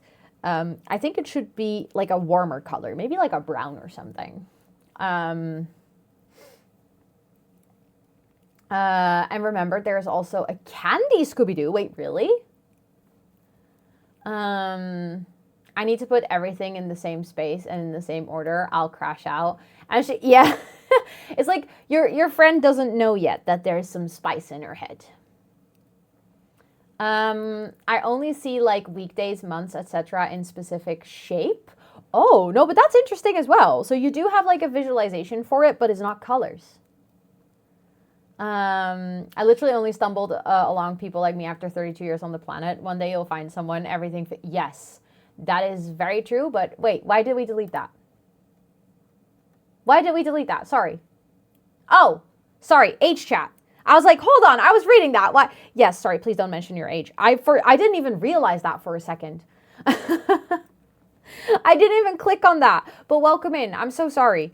I was very confused myself for a second. My mods are clearly more awake than I am. But welcome in. I hope you're doing so well. No, but you're absolutely right. It can feel like such a moment of clarity when you meet people that like have the same brain structure as you. I feel like looking back in my life, like the people that I didn't vibe with, you know, I don't know, in high school, people that just were not my people, those were all neurotypical people. They just did not understand how my brain worked. But it's really nice once you get to that point where you have like at least one person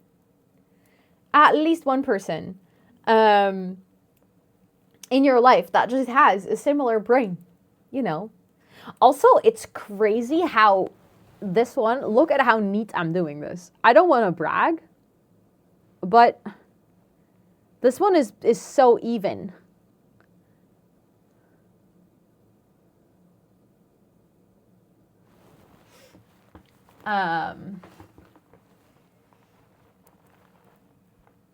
But I just learned to live with it, and things like putting my plushies in the same order make me so calm. Yeah. And honestly, if you have people around you that understand that, hopefully that in a way will also help you understand it or like accept it more yourself and realize that is like, that's not bad. It's not weird. That's just how you feel comfortable in life, and that should be okay. That should be okay. But it can take quite some time to accept, because I also feel like there's a lot of talk on social media and stuff surrounding neurodivergence, and I feel like, yes, every neurodivergent person will have quirks, right? Like, just like a normal person, but I feel like sometimes maybe if you're neurodivergent, they will get zoomed in on a little bit.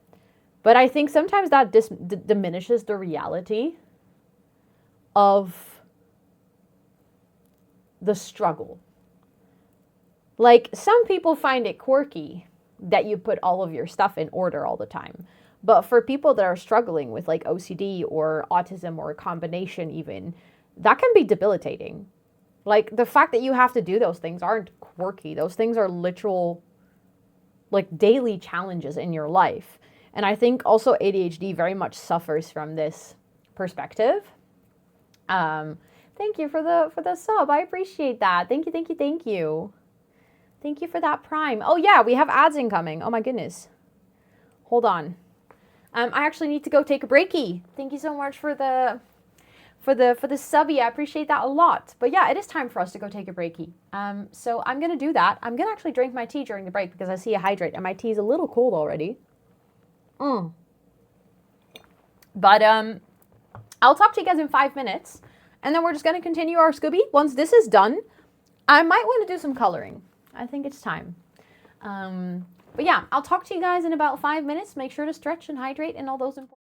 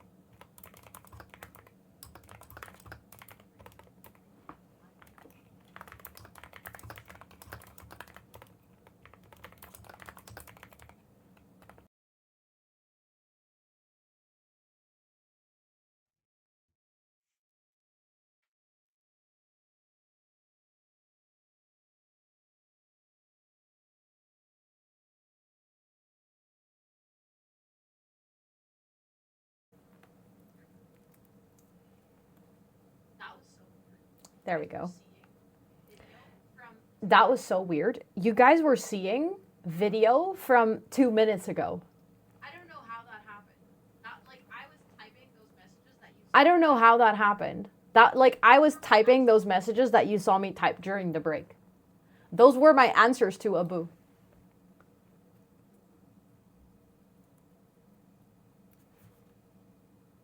Sorry, yeah, there was echo. Thank you for the follow. I appreciate it. Sorry, that was echo. I forgot that my other mic automatically unmuted when we went back to this scene. That was just... Sorry. Like I said, this setup is an experiment. But we fixed it.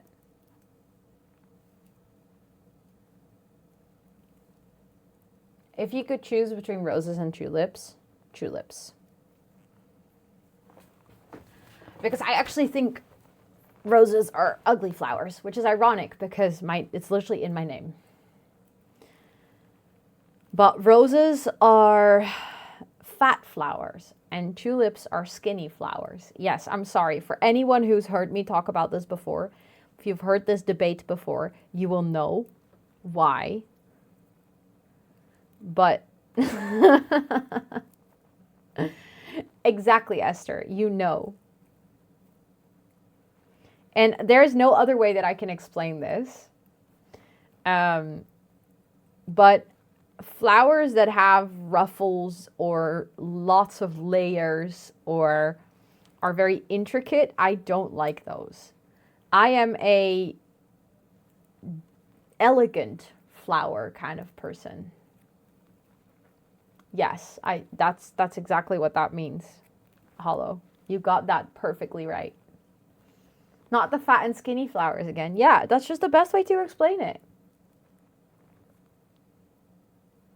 Yeah, peonies are just, I think peonies are potentially, when it comes to flowers, like my arch nemesis. I hate those so much. Yes, absolutely. Absolutely, Nexus.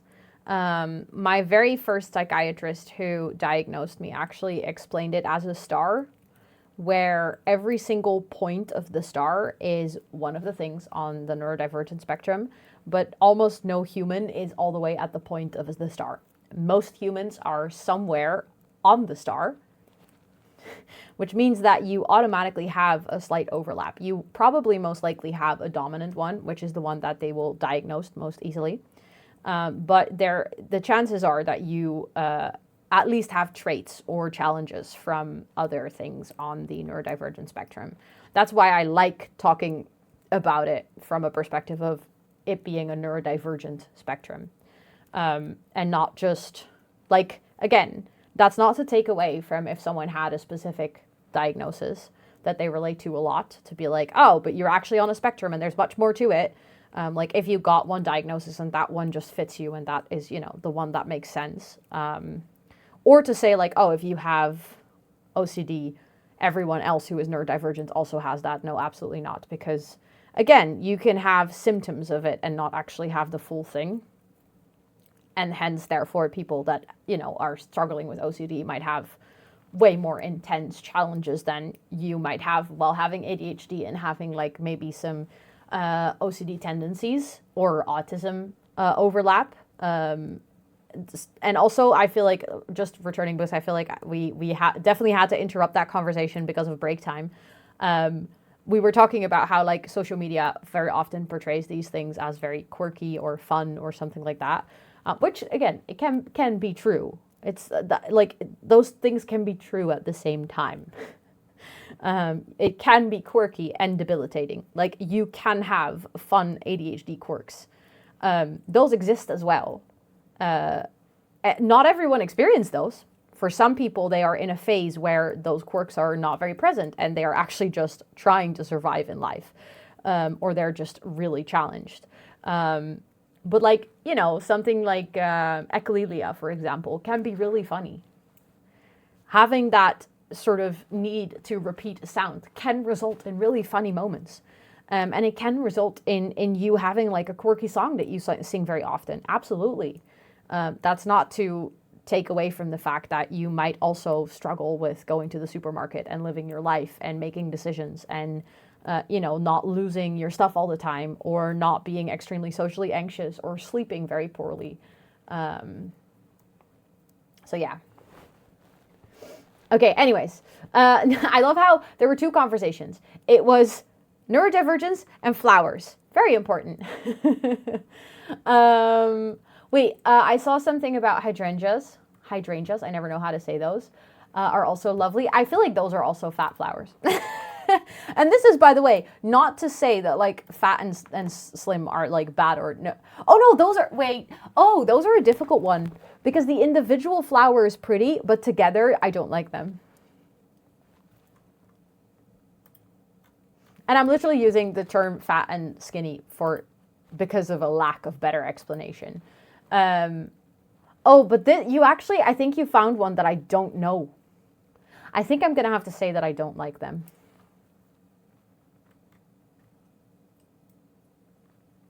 Yeah, the echolalia thing you were singing the other day and I started singing. Yep. I very much have that. I very much have echolalia. It is something that I only do when I feel comfortable around people though, like in the severity that I can do it. As in me and Scott have terrible echolalia together. Like we can just make sounds bounce off each other for like a good 15 minutes. I'm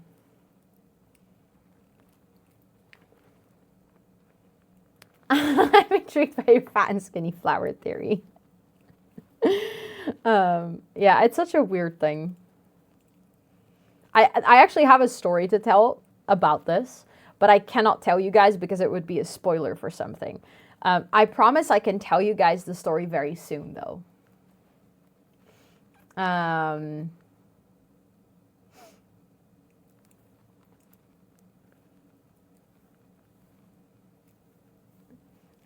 You and your complete household, yeah. Isn't that wonderful? You guys will just bounce off each other's sounds. Wait, I have to look that flower up. I actually don't know. Wait. Plasters? I was like, I think maybe I don't know what plaster. You mean like a Band-Aid? Because that's not a flower, right? Are you going to buy us flowers for TwitchCon? Do you want me? Do you want me to? About the flowers, yes. I have a story about fat and skinny flowers, but I cannot tell you because it would be a spoiler. It smells like almonds. Oh, I don't think I would like that. That's also one thing. I don't really like the smell of flowers.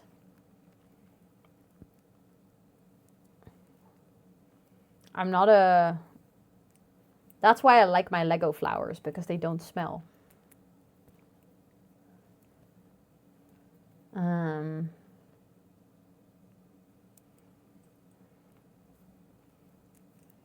Wait, I want flowers too. I'll think about it. It won't be my birthday, but still, I want to have flowers. I'll think about it. Could be fun to give all the mods flowers. You're not good at watering plants. IRL or in the stream? Oh, if I look up plaster flower, I literally don't find anything. But let me look at this flower.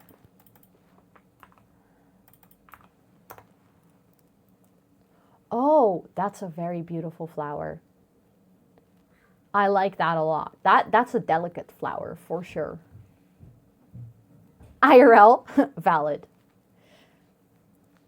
Valid. That is true. You already had a birthday. And then there's some mods that will have their birthday after TwitchCon somewhere throughout the year. Like you will all have a birthday somewhere in 2026. So I might as well just buy all of you birthday flowers. Also, this one is going so much slower than the round one. It's not even that I'm going slower, but look. I mean, it's turning really pretty. What am I making? Just a keychain or something. I'm just doing Scooby-Doo to like practice it again. Hold on, let me do it like this. I know, Hollow, can you believe it? But look, now one side is pink and one side is purple. And the whole thing together is like, it's square. I'm like a Scooby-Doo influencer. Did you see that?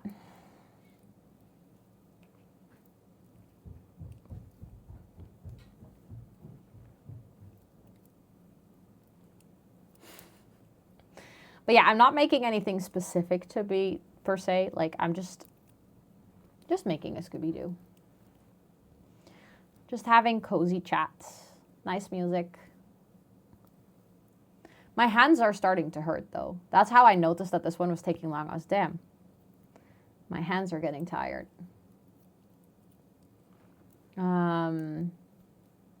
No, but those are really, really pretty flowers. I like them a lot. And I can totally see them working very well in fillers, as in like in a bouquet as a filler.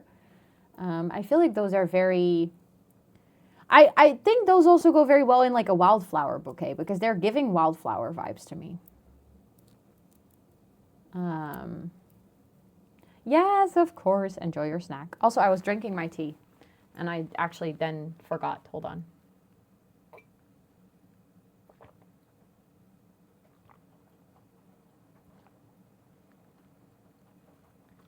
It just started raining outside. I don't know if you guys can hear that.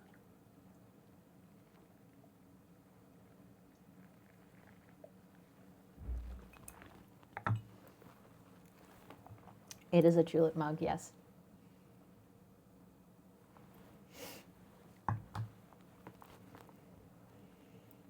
But the fact that there is rain, if you guys cannot hear it, I will literally grab the second mic and I will put it next to the windowsill so you guys can hear the rain in the background. Because it's making it so cozy to sit here and do crafts with the music as well.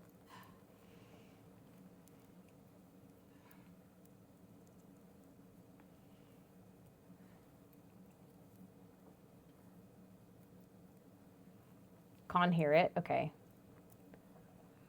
Hold on. I can see if I can literally do that with the second mic. Just out of curiosity, like wondering if that would work.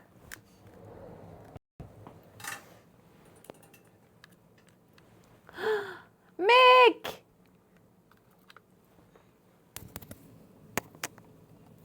Mick, thank you so much. Hold on.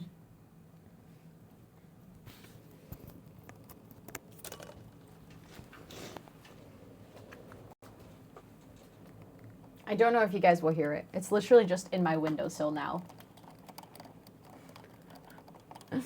Thank you so much, Mick, for the 54 months.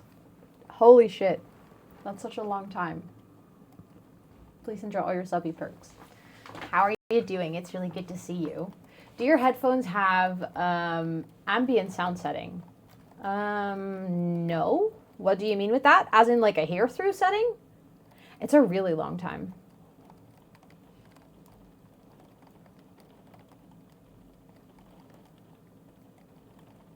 Can you guys now hear the rain?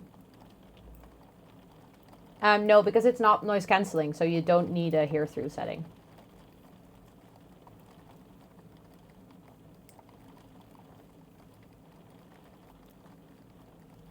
If that makes any sense.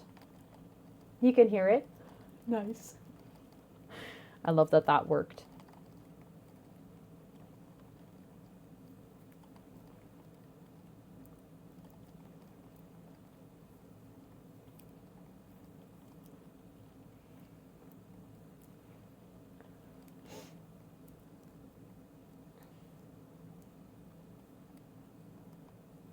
Yeah, I know that a lot of headphones have that setting if they're noise cancelling, but these are not noise cancelling, so. Which I actually like. I really don't mind them not being noise cancelling. Also, hi Lenny, welcome in. It's good to see you. I'm doing good. How are you? Yeah, GG's for the 2 mics. That was literally like such a weird thing to use them for, but I'm honestly down for it.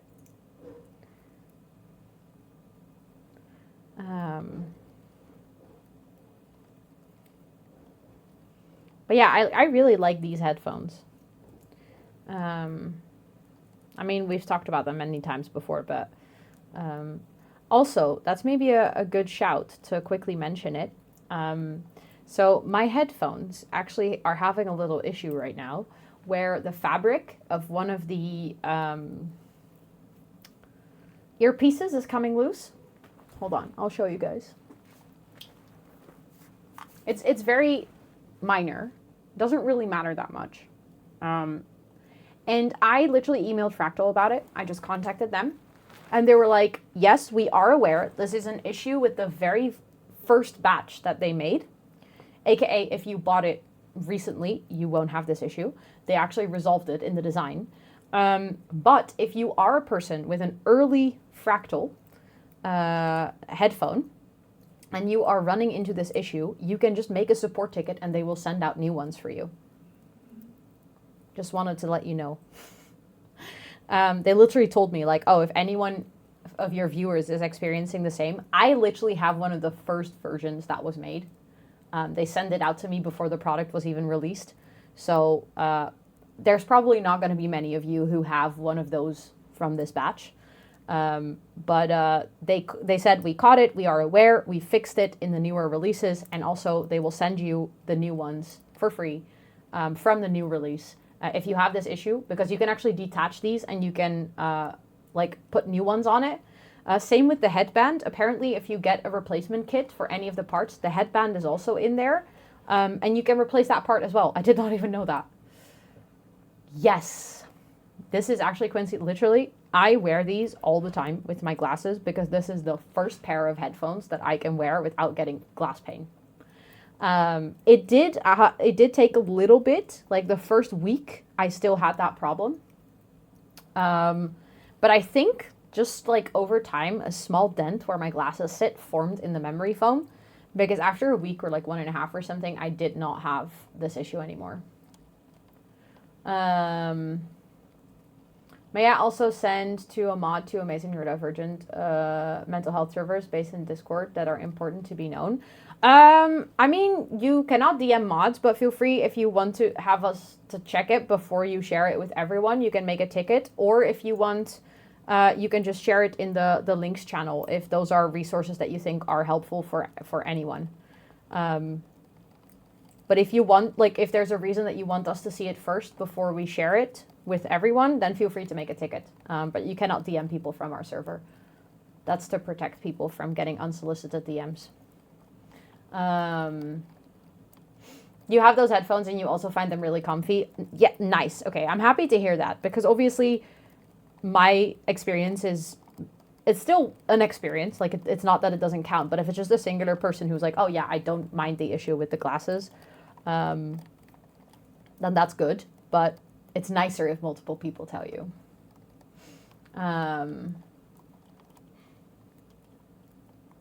Like, it's nice to know.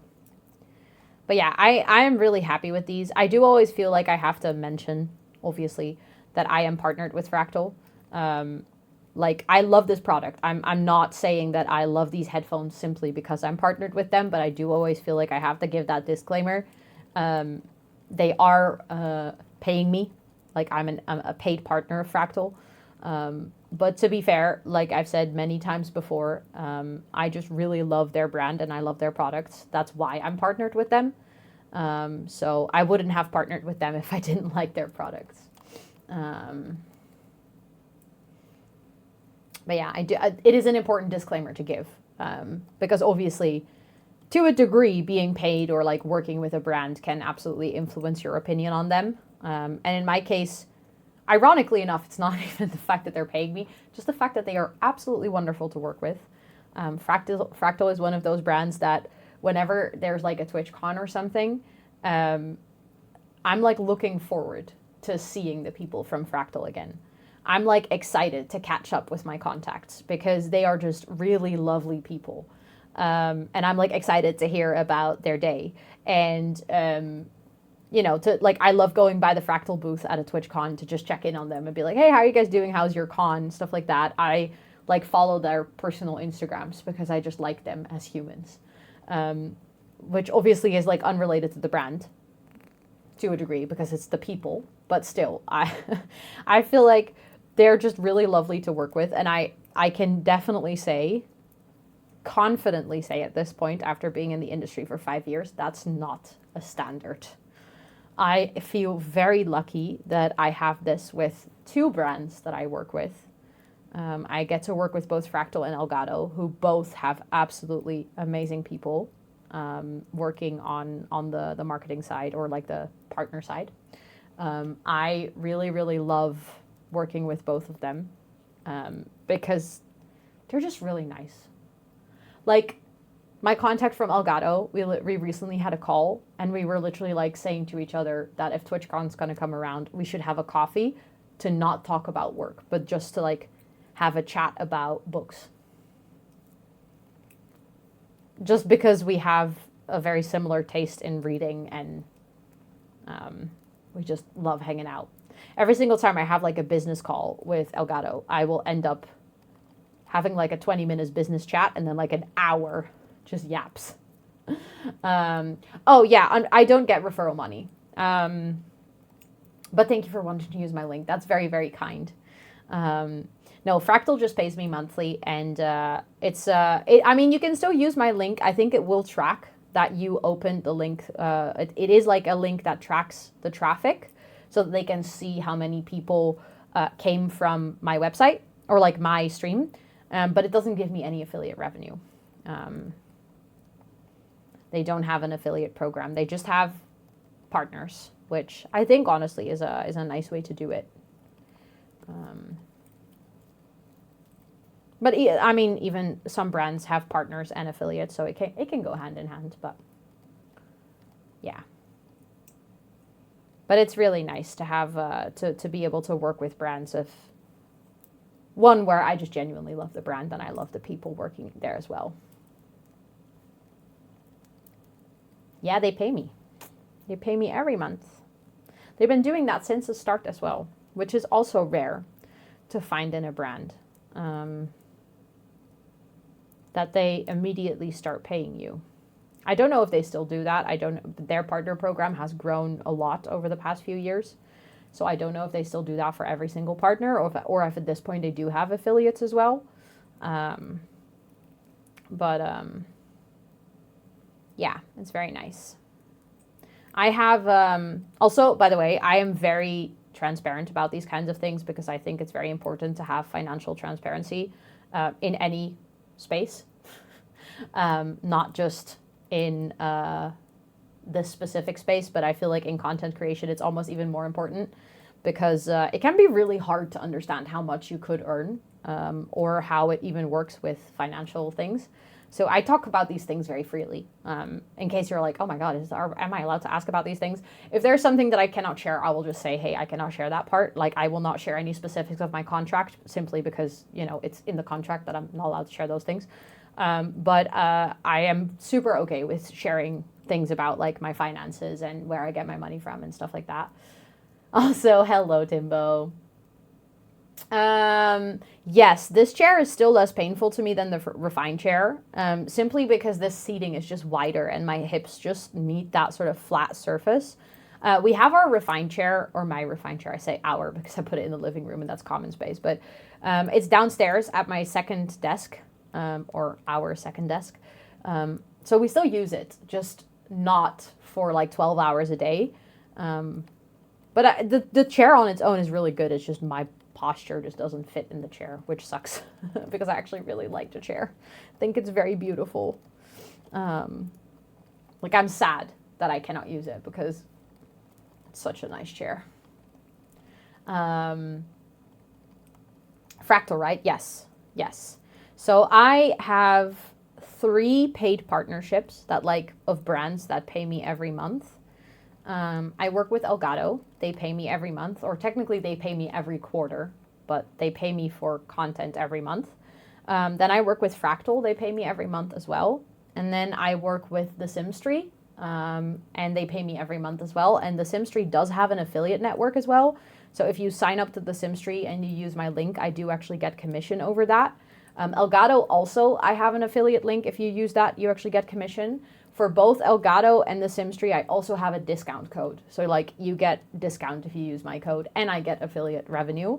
But those brands also pay me every month to promote them. I'm actually very happy that those brands want to partner with me long term. Specifically, for example, the Sims Tree, because that's one of the few sponsors that I have for YouTube. Elgato is now also sponsoring me for YouTube, so that's really nice. But getting sponsors on YouTube is actually quite difficult. So having a long-standing partner, because I've been partnered with the Sims Tree for 1.5 years now. I've been partnered with Elgato for 2, I think, and with Fractal for 3, even. But I feel very, very happy and lucky that I get to work with such amazing brands in the first place. And especially the fact that, I mean, it sounds weird to say, like, I'm happy that they pay me, but the fact that I get to work with brands like this and that I get to promote brands that already resonate with me. Like, these are things that I already use myself, so it makes sense for me to promote them. That creates income that I can then use to live from, which means that I'm way less reliant on subscribers or people donating anything. Like, I'm less reliant on you guys being financially supportive because I get to work with brands. And obviously brands will always have more money available than a single person. So it's really nice that I have those things in place now. And, you know, some days I'm scared that I'm going to lose those. But most days I'm just really happy. Yes, I agree. I agree, Curious.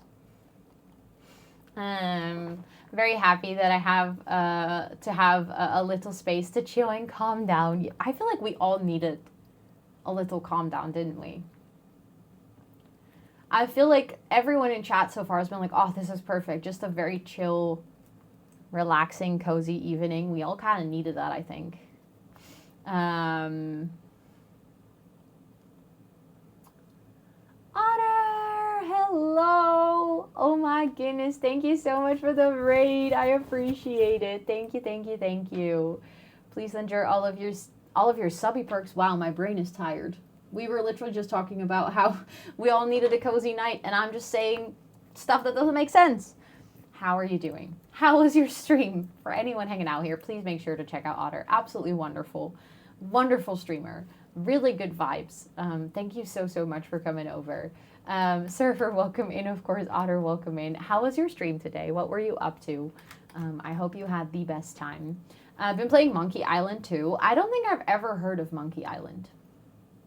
What is Monkey Island like? What kind of game is it? For some reason in my brain, it sounds like a platformer. I don't know if it is. But I hope you had a great stream. If you need to go raid and run, raid and rest, please make sure to do that. We always say here, self-care is very sexy, so feel free to go practice it. If you need to drop off, that goes for anyone who came with the raid. But if you want to hang out with us, we are doing an extremely chill and cozy stream today. We're doing some Scoubidous. I actually just finished my second one. Click and point adventure game. Okay, nice. That sounds fun. That sounds really fun. Highly recommend. I'll check it out. I'm always on the lookout for games that, you know, I could play at one point. So thanks for the tip. And I'm happy to hear that you had a really good time. I'm happy to hear that you had a good stream. But thank you for coming over. We're doing, like I said, a little bit of a different angle. I finished 2 Scoobies, a round one and a square one. Hold on, I'm trying to show you guys.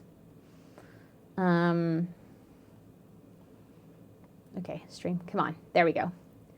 And I just finished them. So basically I made 2 little keychains.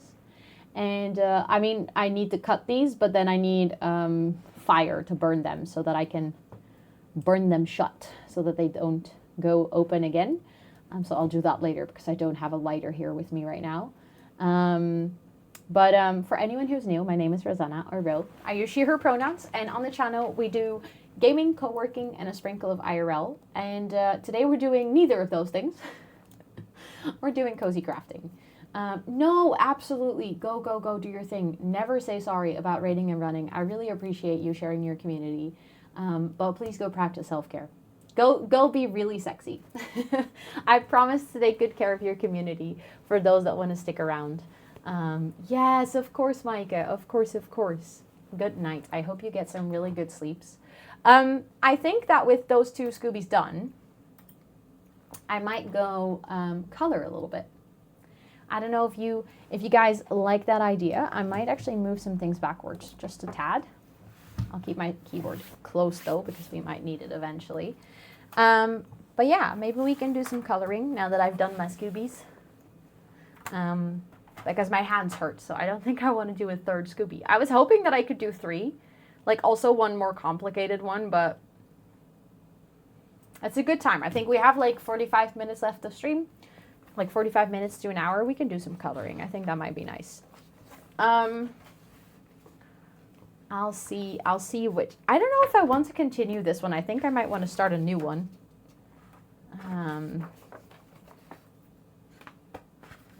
Hold on. A really nice pad. You made my mouse pad? Thank you. I like my mouse pad. Trying to figure out what I want to do. I mean, all of them are relatively complicated and detailed, so I probably won't be able to finish one anyways. But maybe, ironically, I kind of want to do this one.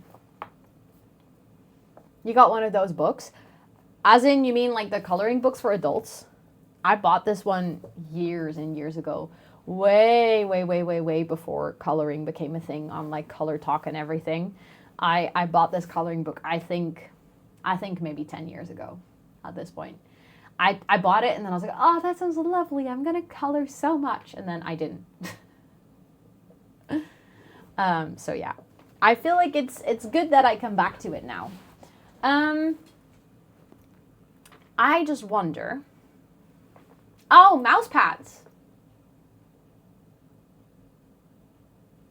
Yes, I got this one at TwitchCon, Artist Alley. But good that you can buy it also on their website. Neither, Nymphleora. Neither crayons or felt tip pens. I color with colored pencils. This is my favorite set. I used to have this as a kid. I did in fact buy it again as an adult. I might have to go grab my pencil sharpener from downstairs. I just realized that I don't have that right now. But these are very special colored pencils. These are aqua color pencils. So you can color with this and then you can go over them with water and it turns into water-based paint. And I remember as a kid, I was obsessed with these. These are relatively expensive. I mean, in stationery, coloring, stuff like that field, probably not the most expensive. I guess you can get way more expensive. But I really, really like these. I like green. I don't know if I necessarily like green or if I just happened to do a coloring at one point that used a lot of green. Which is funny because if I look back at my coloring book, I've not colored with green.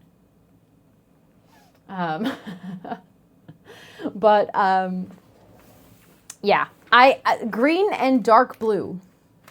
I don't know what I use those for, but apparently, yeah. Also, I'm gonna quickly see. Hold on. I don't know if I zoom in once. I don't think you'll be able to see me as much. You guys are gonna have to let me know, okay? Hold on. Gonna have to.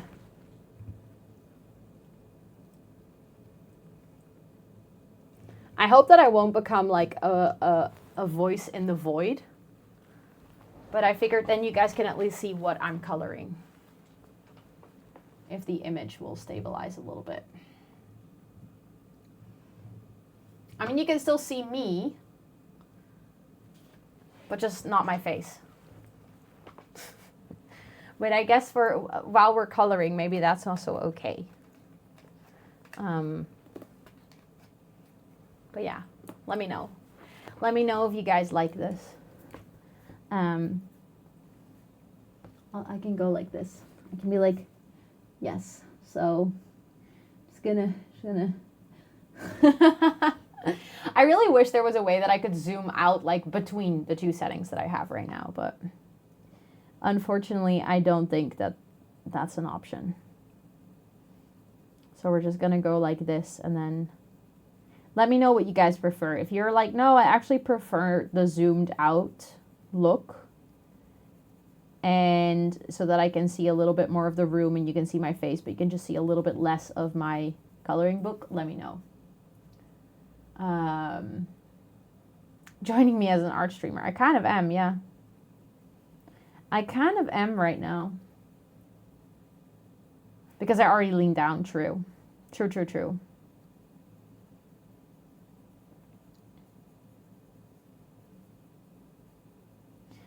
Yeah. I just figured that this is a little bit nicer. I mean, my hand right now is blocking most of it, but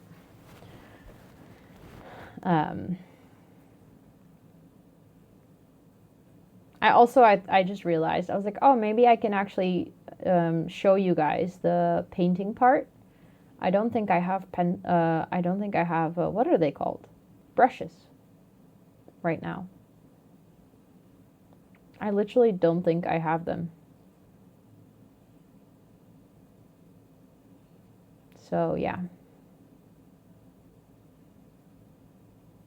Unfortunately, I don't think I can show you guys what happens when I add water to it.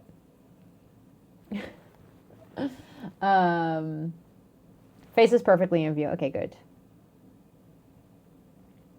I figured for the Scoobies, I would sit like more straight up, so you couldn't really see it, but also, of course, I started with the heart that is like dead in the center of this painting, so that if I mess it up, that immediately the entire page is ruined. Do you guys know that feeling? This is like me with every what is it called? Wow. Notebook. This is why I don't do pen and paper. A makeup brush? I technically could, but I have like 3 makeup brushes and those are the ones that I actually use. No, I have maybe a little bit more, but there's probably makeup residue on it. So then I would have to go clean them. And I'm lazy. No, not lazy. I'm really cozy right now. So I'm like, I don't want to go clean my makeup brushes. That is true as well. Imagine ending and then like doing the heart as the last thing and then messing it up. That could also be me, to be honest. Like, would not be surprised. Also, Hollow, did you really just say just spit on it? On my literal coloring book, you want me to spit on my coloring book? Hi, Patty. Welcome in. It's good to see you. Yeah, we're doing a little new angle just for today. Although now that I know that this works, like it still has some small technical challenges of, you know, the microphone muting and stuff like that. But now that I know that this works, it's actually really cozy. No, I did not. Where did you get that idea? I would never say something like that. Okay, I think I want to do a little rainbow around the heart. So we're going to do, I mean, you could also cry. Yeah, sure. Crying, spitting, everything to turn these pencils into water paint. Is it called water paint in English as well? I actually don't know. Is it just got watercolor? I don't know. In Dutch, we call it water paint. I remember as a kid, I used to do so much water painting. To be fair, as a kid, I did quite a lot of arts and crafts, even though I never really considered myself a crafty kid, because I was never really good at crafting. This is something, I think we've talked about this before on stream, but like it's quite a while ago, so probably not many of you remember. But when I was young, I actually, like young, like 4 or 5 years old, even way before I got a diagnosis of ADHD and stuff, I actually got diagnosed with a verbal performal gap, which is, let me tell you something very frustrating. I still sometimes experience it. Not as much anymore.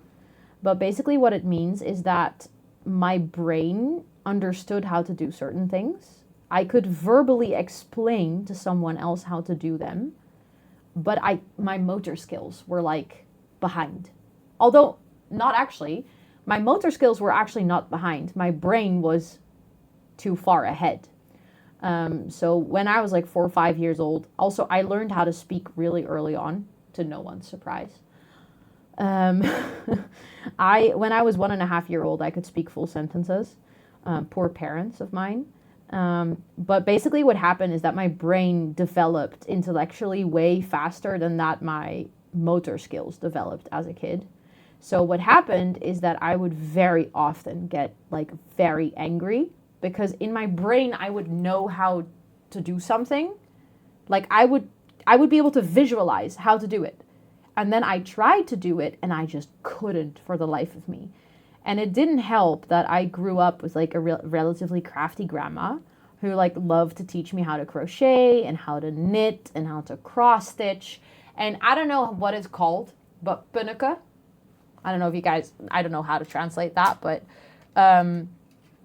that's something like I remember as a kid that I was struggling so much because in my brain I knew how to do it already. So that made the patience to sit through the time for my body to catch up with what my brain already knew was infuriating. Like it took so long. Things were so slow that usually I would give up. And that meant that I just, as a kid, I didn't really learn properly how to have the patience to practice a skill. Because it's like that frustration that came with that made me so averse to patiently practicing something. Because it was just a really frustrating process. It wasn't like I didn't know how to do something. I knew how to do it. I just couldn't. Oh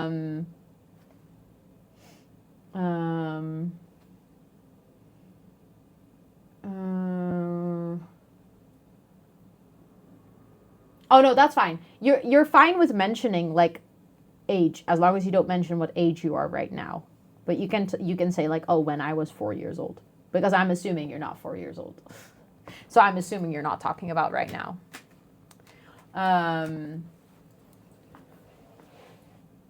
To a psychiatrist, although he asked me if I spoke earlier than other kids, I told him I spoke definitely as early as 5 years old. I feel like 5 years old is not super early though, right? It depends like how you were talking, I think, because there's also a difference. Like I was saying sentences that some adults don't even use when I was like 2 years old. Not because I really understood what I meant, but because my brain was able to grammatically use the sentence correctly.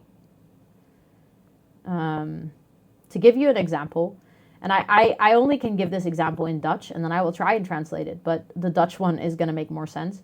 When I was about like 2 years old or something, I said to my parents, later word ik moeder en collega als ik überhaupt al groot word. Which basically means, when I grow up, I'm going to be a mom and a coworker if I get to be old. Like the whole concept of a 2-year-old talking about their future, but also conceptualizing that there's a chance that they might not grow old. I don't think I knew what it meant. I think I knew how to say the sentence correctly. Because I was picking up from what people around me were saying. But yeah, that's how advanced my language was when I was young. I lost that somewhere along the line. I used to be really far advanced in language until I realized that I didn't really care for it. And then in school, like if I remained an avid reader, I think I would have actually been really good with language. But I am a coworker. True. And co-working and the mom of the community and a plant mom. So I guess I knew. I predicted. But yeah, no, I think as a kid, I also, and that is later down the line, like it makes a lot of sense in the ADHD and neurodivergent perspective. But as a kid, I very much liked to try and push boundaries a little bit to see how people would respond, to like elicit a response. And I think that was partially because I was bored. I was just trying to see how people would react to certain things. So when I was 4 or 5 years old, that's when my parents were like, this kid is not entirely normal. She has some challenges in life. Let's actually go see a psychiatrist. And I had to do like one of those intelligence tests, not really like IQ, but like IQ, EQ combined. And it was actually very interesting because I still have this report, okay? Like I can still read my answers that I, like baby Ro, gave as a 4.5-year-old. And these were questions that were, like part of the report is questions that were asked by the psychiatrist where they would say a sentence and I would like add on to it, right? Like I would add on to the sentence that they proposed. So it would be something like, I like ... or I am scared of ... or I am ... and I had to like fill that in. My answers went from I like my dad to I hate my mom to I am a witch to I think about sex. I was 4.5.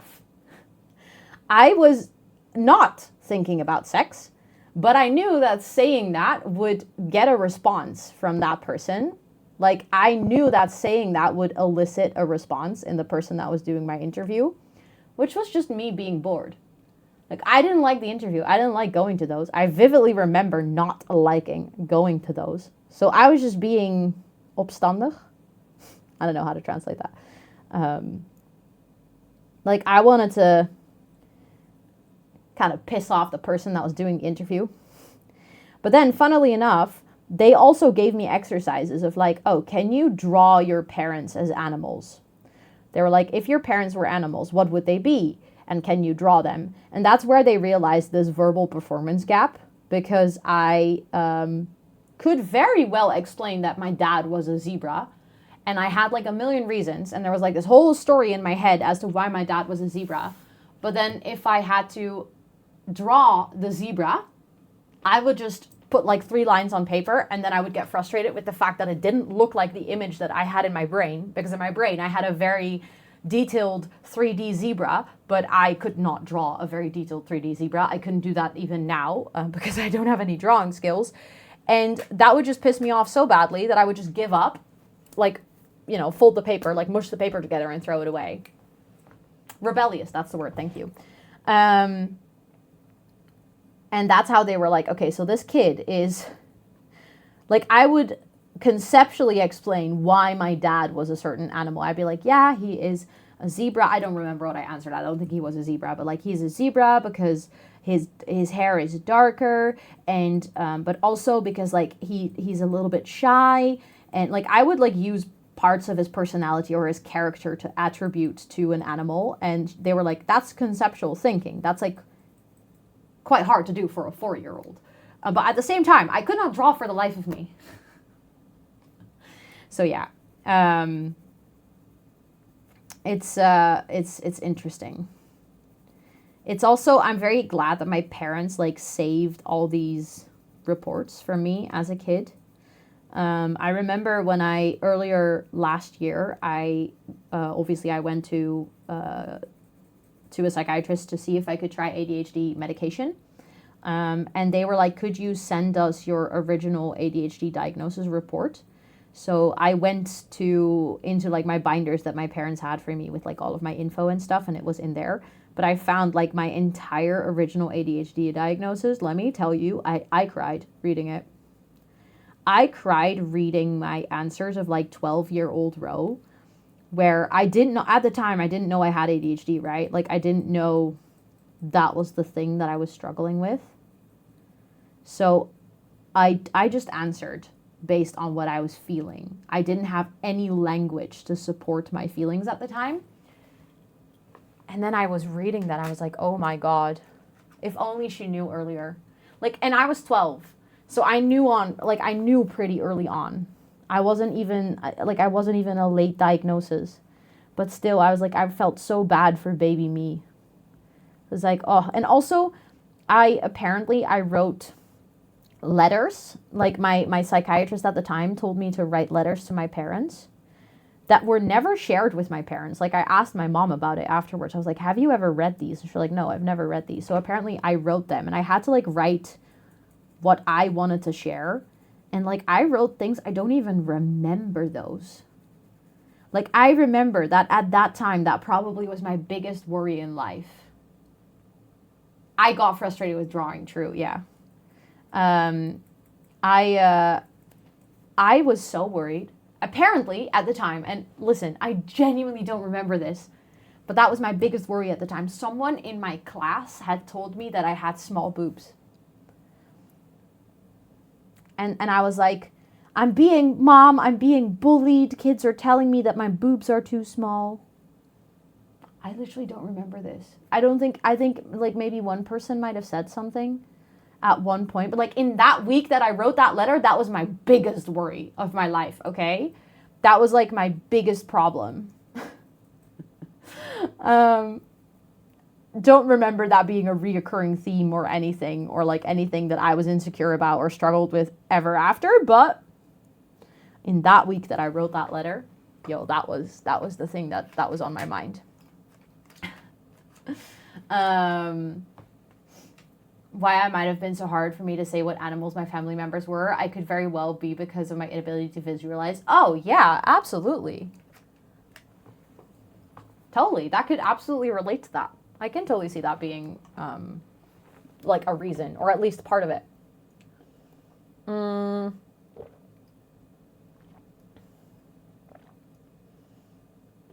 Definitely, even by then, had verbal delays and all kinds of stuff.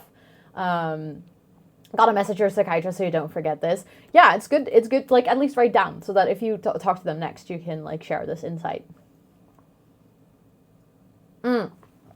That is true, Hollow. That is true. I think for girls, a diagnosis at 12 is pretty early.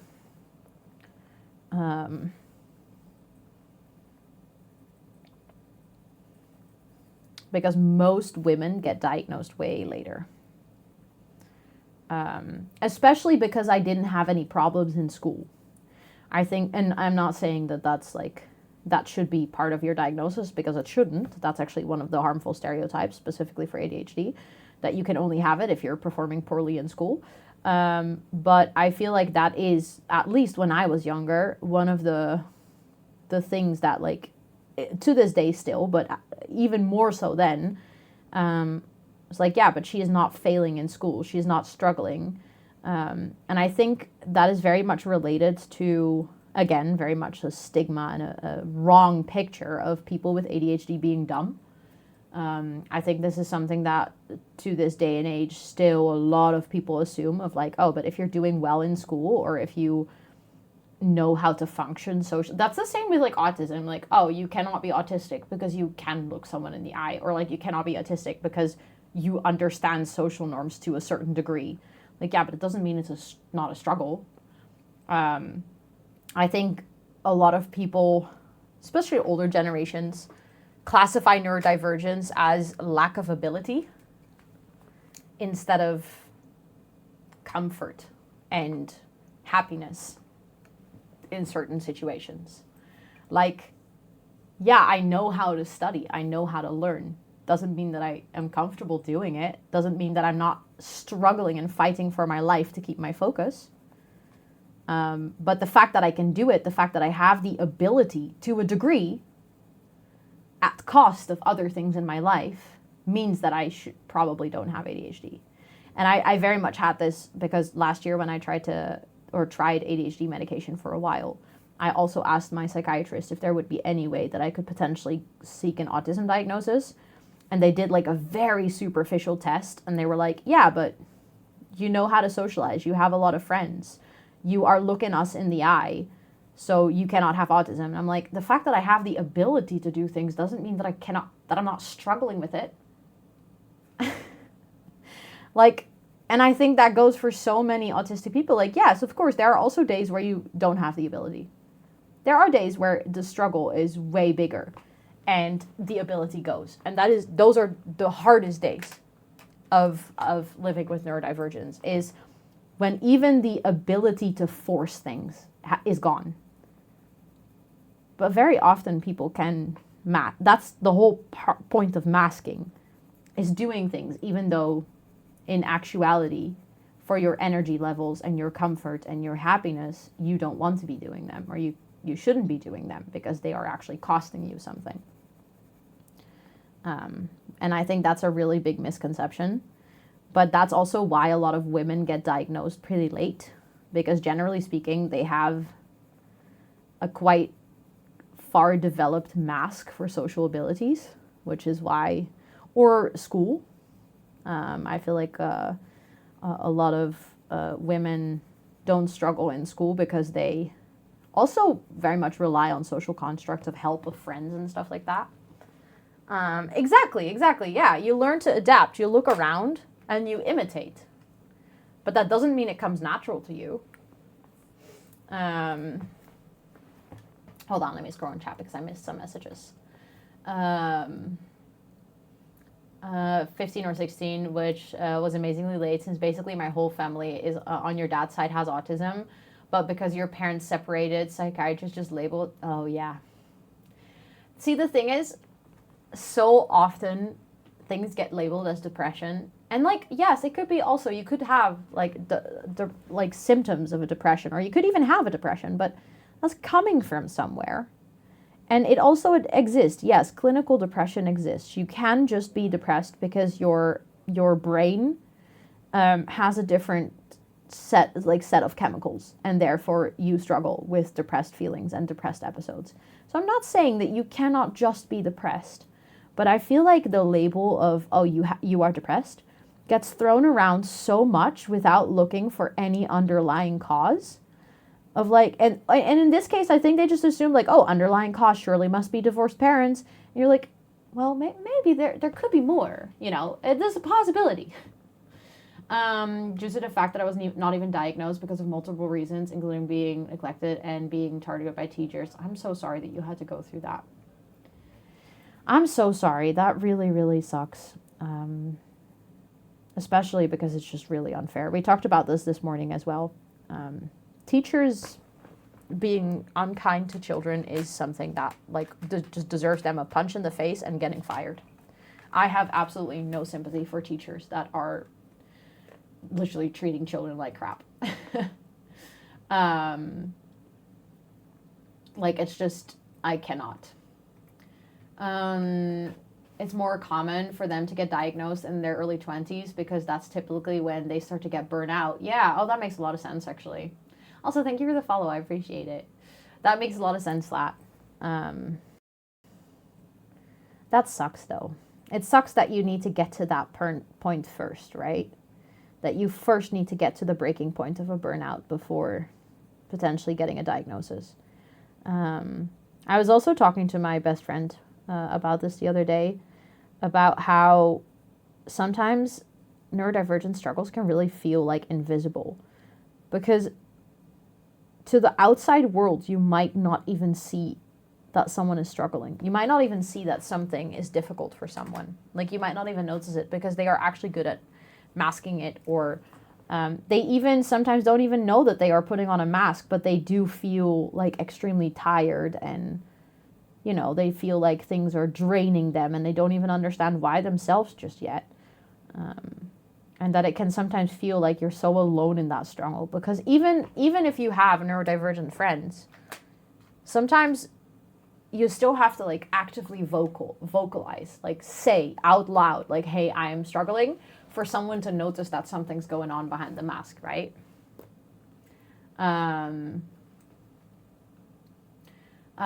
Because I cried when I asked. Of course you cried. Of course you cried. You're a kid, and the situation is complex. Like, even if you, like you said, like, you're indifferent towards it, but you just missed your dad. Like, of course you cried. That makes sense. Crying is just processing. It doesn't mean you're depressed. Everyone cries. Not everyone's depressed. Like, doesn't mean that crying shouldn't be taken seriously. Like, if you cry a lot, yeah, of course, that's, something to look into, but... Yeah, exactly. Like, of course you'd cry about that. That makes so much sense. Non-specific learning difficulty diagnosis, which I had to fight for in uni, and got a diagnosis of severe Erland syndrome, neurodivergence around processing, mainly visual information. Okay. Still not firmly diagnosed. It's wild how long these things can take, huh? At the same time, like, I've talked about this multiple times. I think there's one really good upside. Like, this is one of the best things that I think comes from neurodivergence being so openly talked about on social media these days. Like, obviously there's a lot of challenges that come with that, but at the same time, something that I really love is the fact that these days you can actually find so much information about ADHD and so much tips and tricks and little things of things that, people have implemented into their lives to make them more comfortable, or just even talking about like certain boundaries that people have set, right? It's like the fact that information is so accessible means that the urgency to get a diagnosis becomes less. Doesn't mean it's not useful, especially if you want to try out medication, because that's something that you definitely need a formal diagnosis for. I would not recommend experimenting with medication without any doctor present. But the fact that you can find so much about what you could implement into your life as strategies or tips, or even just the validation of, hey, this experience is like, this is normal, or you're valid in feeling that way, is something that I feel like can help a lot of people in that struggle of not getting a diagnosis, but definitely recognizing themselves. And I think for that, like self-diagnosis for me, I would not advise. I would advise seeing a doctor for that and getting a formal diagnosis, although I know that is not as accessible everywhere due to long waiting lists and costs and stuff. But self-diagnosis to then literally just implement strategies in your life that can help you live a happier life is never a bad thing. Like, if you recognize yourself in ADHD and you feel like, hey, this is something that resonates with me, and then you learn from that and from people talking about it, and from there you implement certain strategies, I think that's a good thing. Exactly, being sad is not depressed.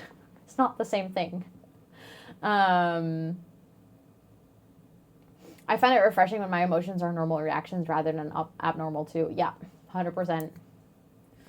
Yeah, it's super normal to cry when you miss someone. Super normal. I actually got diagnosed my first visit with her. She gave you a rock. Wait, really? Hold on, wait, I missed the first part. You went to a psych after getting diagnosed with depression and anxiety disorder by someone else, and she was like, no, actually, you're just autistic. And I was so confused because I didn't even know that could be a symptom of autism. I love that she saw you, though. I feel like that is such a... I wish that most people in psychiatric or like psychological care were that way. That they actually would see people instead of just look for labels and pointers. And I would also love it if within that field people would listen to how someone resonates with a diagnosis. Because I think very often, at least in my experience, I've heard people talk about how they got a diagnosis first and they were like, that does not resonate with me at all. Like, I don't feel like that makes sense for me. And then years later, they get another diagnosis and they're like, yeah, that's the one. That makes sense. And I'm like, if that first person would have listened to that concern of, you now have diagnosed me with something that does not sit right with me, it does not resonate, or it feels incomplete, or it feels incorrect. If that feeling was listened to more, it could save people so much struggle down the line. Couldn't explain it any other way. That's one way to get it. One way to get it. Have your autism assessment this month. I think if I do have that, my symptoms were more apparent as a kid compared to present day. Yeah, that's possible. I mean, I feel like with any neurodivergence, you go through phases, right? Like you'll go through phases where you notice something more or less. I've had phases where I was like, I don't think I have ADHD. I don't know why they gave me that diagnosis. I don't have ADHD. And then I've had phases where I was like, holy shit, I have the worst ADHD on planet Earth. Oh my God. So I feel like it makes sense that you will have phases where you feel like, oh, this, especially if you have multiple diagnoses, where you'll feel like one resonates more than the other, which makes total sense. I think that is also very dependent on like where you are in your life.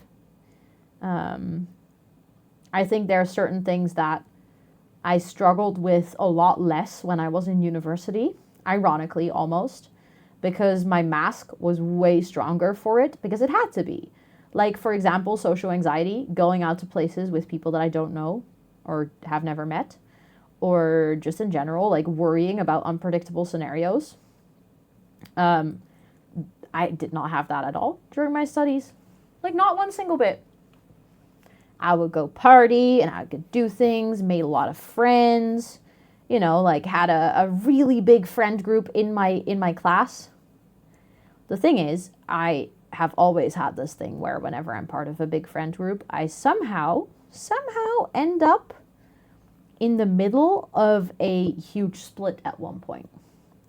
So in my first year of my studies, our entire class, 24 people, everyone, biggest friend group ever, everyone got along. We always went to pubs together. We went clubbing together.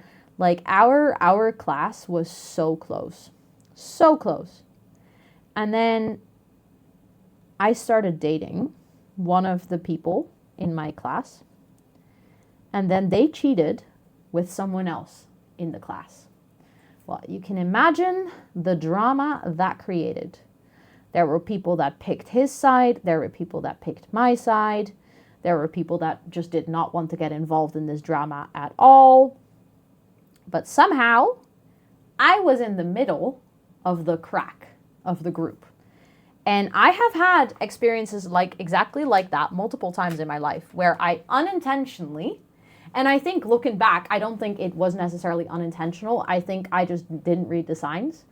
I just was very gullible in believing that a big group like that didn't already have social cracks.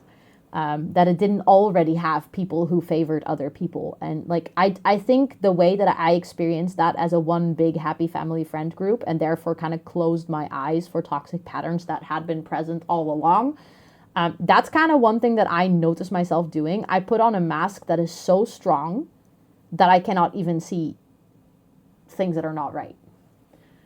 Set him on fire. I mean, to be fair, I think he's living a miserable life right now, so... this is like my petty side. I wish that I did not unfollow him on social media at the time. Like, obviously, at the time, I did not want to see his face one single bit. I was like, get the fuck out of my life. I don't want to see you. Which is so counterproductive because he was in class with me for another 3 years. So I could have just kept following him on social media because I saw his face every day anyways. But like now I'm nosy. Now I'm like, I want to know what your life is like. You know, does that make sense? Oh yeah, the trash took itself out.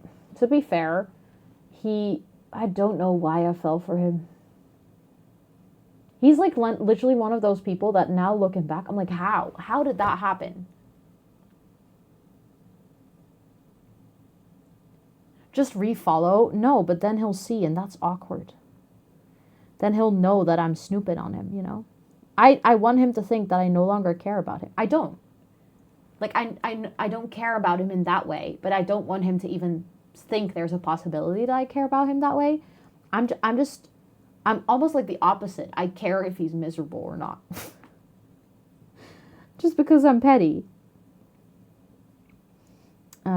No, but he's one of those people, looking back, I'm like, how did that happen? How did I fall for you? Because politically speaking, we are polar opposites. He's like kind of like a finance bro. vibes. Ew, even saying that makes me, he is like,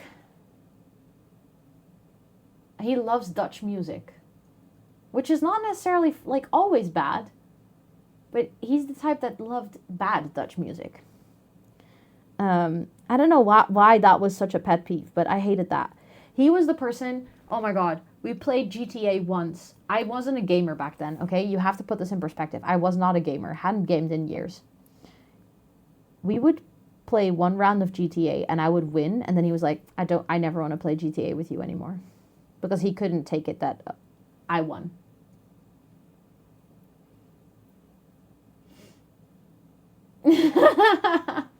Red flag, likes Dutch music. Yeah, but the thing is, that's not a red flag for everyone. It's a red flag for a specific type of man.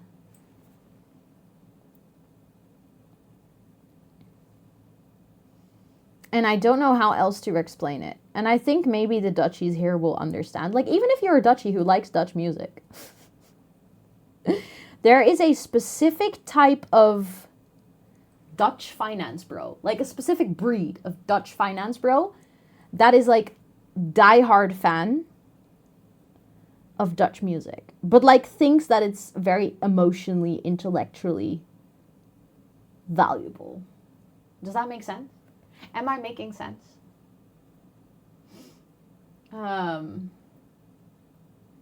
Only see red flags. Yeah. See, that's the thing. Once you move on from a person, that's usually when you start to see all the reasons. When they say love makes blind, I think that is true. Not forever. Not forever. If you're with a person long enough, you will learn to see past that love. But especially in the beginning, love makes blind. As a Dutchie, it makes sense. Dislike them too. Okay, thank you. I literally don't know how else to explain it. It's like not a bash for anyone who likes Dutch music, because the thing is, there's actually good Dutch music. I personally, it's not my not really my taste, but I can acknowledge that there's good Dutch music. But it's a very specific niche. Makes me think carpenter or plumber. Yeah, I can see that. I can see that, absolutely. That is true, yeah. Yeah, like Vrouwtje or Eefje de Visser, like that. Again, not really my genre. It's not really what I listen to, but I can objectively acknowledge that it's like good music, right? So then it's just a matter of taste. But I don't know. It's like, it's also maybe just the attitude that they have towards it. It's like they will listen to it and then be like, my music is better than yours. Like, I am listening to real music. That's just something that pisses me off. Bad volksmuziek. That can be funny to me sometimes. If I'm celebrating carnival. That's the only time of year. Doe mij een toppertje. Wow, I forgot the lyrics for a second. Doe mij een toppertje en een briezer aan de nos. En doe er ook maar een dubbele whisky bij. Or, ik ga zwemmen in Bacardi Lemon. Doesn't even rhyme. It's infuriating. Like, stuff like that I will listen to when I'm out celebrating and I have at least consumed a minimum of 3 alcoholic beverages.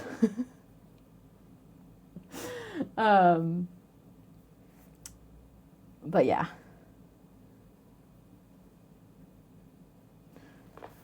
Generally speaking, not really my vibe. I don't remember which colors I already used, which is somewhat inconvenient. I don't think I've used this color. I might actually use this to color the background. Or have I used this color? I might have used this color, actually. I've definitely used the dark blue. No, I have actually used this color. Never mind. What color am I going to use for the background? Maybe we can go for like a really dark. Then it's like almost almost galactic. Please stop singing. Why? Don't you like those songs? Is that not your vibe, Lena?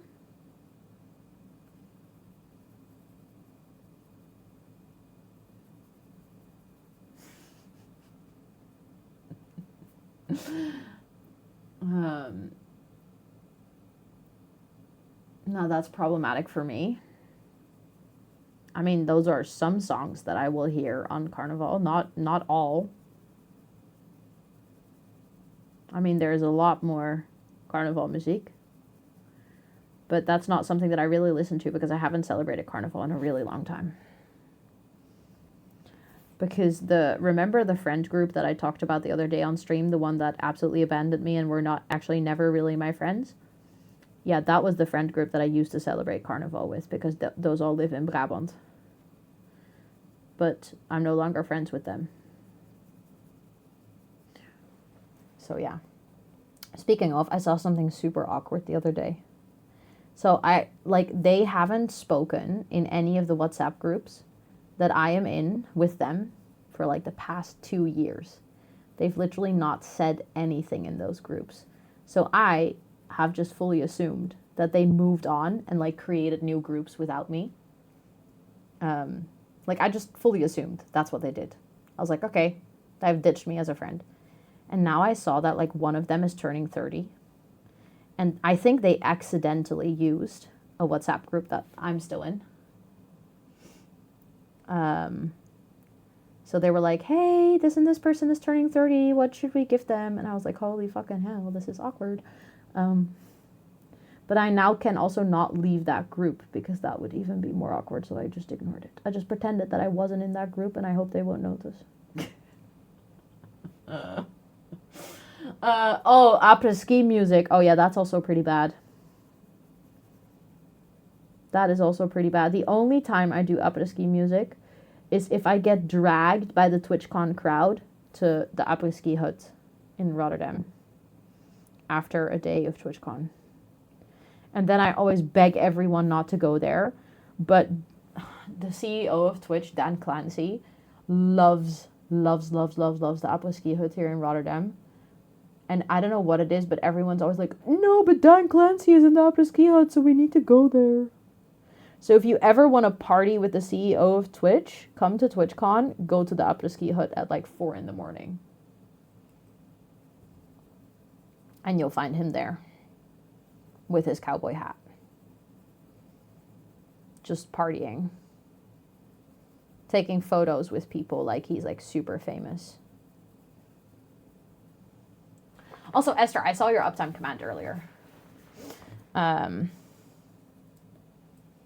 I want to finish coloring in this square. Because now I'm invested in turning this the right, like finishing this part of the coloring page. Oh, Snollywood. That's what we used to call it. I don't know if that was a common thing to call it, if that was just us, but we would always call it Snollywood.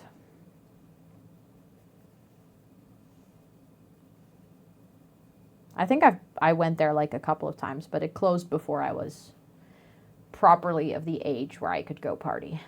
It already changed to Annabelle then. Thank you, Esther. The guy's quite famous. Yeah, true, he is, I guess. I guess he is quite famous. I mean, to be fair, I'm one of the people who's taken multiple photos with him, so cannot really judge that people did that. I mean, I did it too, so. At this point, I've just met him so many times that I'm like, yeah, okay, I don't think I need yet another photo. But I can understand if people have never met him. It is kind of legendary to have a photo with him. It's wild to me, like if you compare it to Twitch like years ago. When I joined Twitch, Dan Clancy was not the CEO of Twitch. I don't even know who the previous CEO was. He was never present anywhere. He would not show up at events. He would not be engaged. He would be like a corporate dude in an office somewhere. Haven't checked your Insta. Yeah, I mean, the first time I met him, I think, was in Vegas, TwitchCon Vegas, or maybe even Paris already. And I've basically met him every TwitchCon since. But I mean, at this point, like, as a Twitch ambassador, I also have done 2 Twitch ambassador parties now. Dan Clancy is always there. So, like, at this point, he actually also knows who I am. I don't know if he knows my name. But he knows that every single time he sees me, he goes, "You're the girl, I guessed her age right." I'm like, yeah, that's me. We once ran into him, and we is me and Amber and Anouk. We ran into him at a bar at TwitchCon, and then he started guessing everyone's age. And he guessed my age dead on the nose, which never happens. So I was like really shocked that he guessed my age right. And I was like, how? People always get it wrong. And he's like, here's my secret trick. So every single time I see him now, he's like, "You're the girl, I know how old she is. I guessed your age right." I'm like, yeah, that's me. That's me. You got that right. But yeah. He's a friendly dude. And I think he's done a lot of good things for Twitch. He's also done some things that I don't agree with. He's made some missteps, specifically in communication surrounding certain events. I think he could have done better, but he's also human and he apologized for the mistake. So I guess that's that. I feel like there are a lot of things that have improved a lot. Like I remember when I joined Twitch, a lot of people were talking about how Twitch was absolutely at the end of its era. Because there was no innovation on the platform whatsoever. There hadn't been any new Twitch features for like 3 years. And I'm not saying every feature that has been released since has been good. And there have also been a lot of controversies and things people don't like. But at least there's new features. At least there is work being done to try and innovate and, you know, bring communities together. And he is at least like showing up at events and showing his face and making it known who he is and listening to community input and stuff like that, which is, I think, something that a lot of CEOs could learn from. Like he knows what he's doing. Exactly, at least they try. And something that I also appreciate is that, to a degree, as far as he can be honest, he is quite honest about things. Thank you for the follow. I appreciate it. I know that there was a lot of talk, or there still is a lot of talk there. I think will always be a lot of talk around sub-split on Twitch and how much people earn. And I think for a really long time, people were mostly just pissed about the fact that, one, the conversation was closed. Like, it was just, it is what it is. Nothing's going to change. First and foremost, he broke open the conversation of like, okay, let's see what we can do. That's where the whole Partner Plus program came from. And on top of that, he actually has been pretty transparent about why Twitch cannot do certain things financially. Because a lot of people are like, yeah, but Twitch is owned by Amazon. So surely Twitch has a lot of money. That's not really how corporates work, unfortunately. It is a sub-company of Amazon. That means that, yes, they will not go bankrupt anytime. And yes, that means that Amazon can sponsor them. But that also means that Amazon wants to see a return on investment. Like, they're not going to just purchase a company and then accept it to eat away at their money. So obviously Amazon is going to say to Twitch, hey, you need to make money. And Twitch, ever since Amazon bought it, Twitch has actually not made money. They've been more expensive than what they deliver to the table, which is something a lot of people are like, no, but that's a lie because obviously Twitch is making profit. No, Amazon is making profit. Twitch as a sub-company is not. Which means that obviously Amazon's not going to be super lenient toward Twitch and be like, yeah, no, of course, give all the streamers 70-30 sub-split. You know, you are already not bringing in any money. Let's drive up the cost. So, yeah, I think to a degree, again, I don't like certain monetization strategies that Twitch is using. I don't say I agree with every choice that they make, but I can at least see where they're coming from. Exactly. Amazon is actually the opposite of a charity, I would say. Also, yes, this desk mat is on my website. It's from an artist from the Artist Alley that I bought it at TwitchCon, but I heard earlier that you can actually order it from her web shop as well.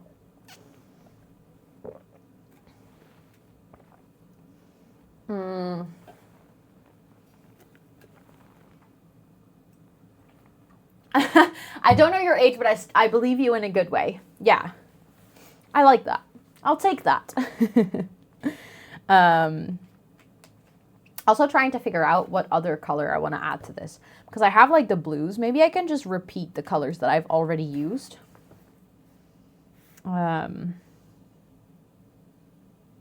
I actually really like this color palette. I want to finish this square in the painting or in the coloring. And then I think I'm going to wrap up. I used a dark blue as well. Hold on. Do that one over here. That one over here. And then I've done 2 parts of this painting or coloring. And then the question is, am I ever going to get back to it? We will see. I do not know. Oh, yeah, no, absolutely. Thank you so much for sharing that. She also has a Twitch account. Maybe we can get a shout out for her. She does stream. I sometimes forget that people that are at the Artist Alley obviously are also streamers. That's actually one of the things. You have to be a streamer to get a spot at the Artist Alley. So absolutely, if you guys want to go check her out, she does amazing art, not just this mouse pad. And she's also from Europe. She was at TwitchCon Rotterdam. So if you guys are going to potentially go to TwitchCon Rotterdam, I don't know who's going to be at the Artist Alley this year. But just in general, the Artist Alley at TwitchCon Rotterdam, I always really like. I actually feel like there's always really good artists. But I'm glad that you guys are all liking the mouse pad. I like it a lot as well. It was a little bit of an impulse buy, not gonna lie. But that's what TwitchCon is for, right? I have absolutely never done that at a TwitchCon before. I absolutely never, ever, ever do impulse buys at TwitchCon. Okay. I think that little square is done as well. She has very cute stuff, yeah. That is crafting as well. I absolutely agree, you. No, that counts. Look, I've done these 2. Do you guys like it? I figured one is kind of like, I mean, one is obviously just very love rainbow colored. And then the other one is kind of like planets in space or something. I don't know what it is. I like the combo.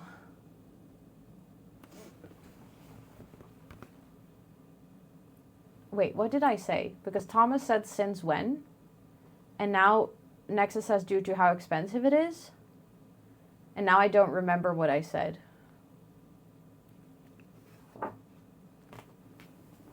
That you guys are referring to. Like, I genuinely don't remember. What do you mean I have ADHD? What's the book? The book is called Adult Coloring Book. I don't know who it's by. What is this one? Oh, impulse buying things.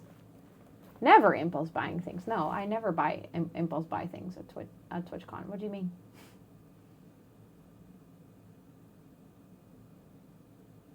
That's the book. In case you, it's an old book though. I bought it like 10 years ago, so I don't know if you can still buy it.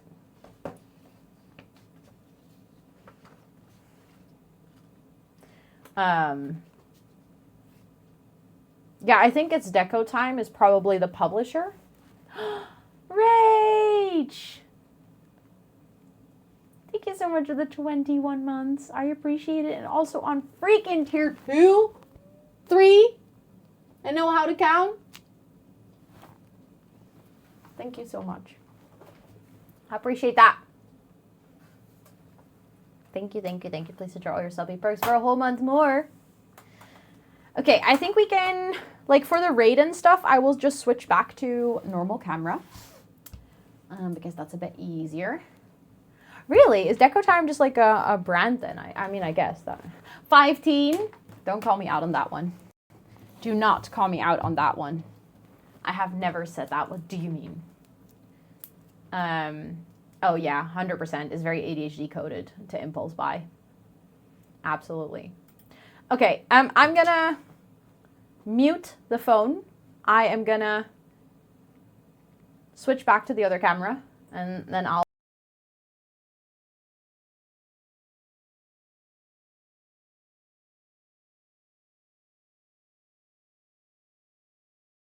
There we go. Normal mic back. Oh, I might have bought this at Action, honestly. I wouldn't be surprised. If all is well, there shouldn't be an echo. Let me know if that's the case. I think I can even stop the stream here just to be sure.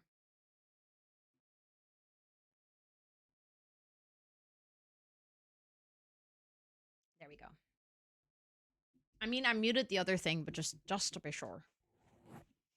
That sound is different, yeah.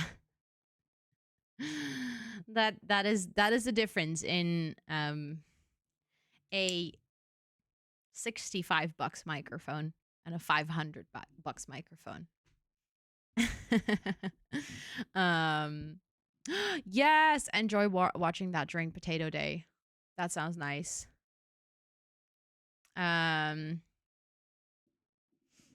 Cases ordered and keyboard built in. Oh, nice. Let's go. Nice. Okay, let's see. Let's see where we're gonna go for today for a little raid. I'm just gonna check out my options. I would love to go somewhere relaxing and comfortable because I am very relaxed actually. It's this was really nice. I know these ones are so good. These because they also I mean obviously here it's pretty quiet, but these perform really well outdoors as well. I am every single time I use these microphones, I am surprised with on one hand, they still pick up a lot of surround sound. So like for example in Kew Gardens, people could hear like the birds chirping. Or people could hear the leaves rustling. But at the same time, it doesn't sound like some microphones like you can hear everything. I don't know how they do it, but these mics are literally one of the best investments I've ever made. Don't want stream to end. I know. No, I did have Boya before. Those were actually so crap. Sorry to say it,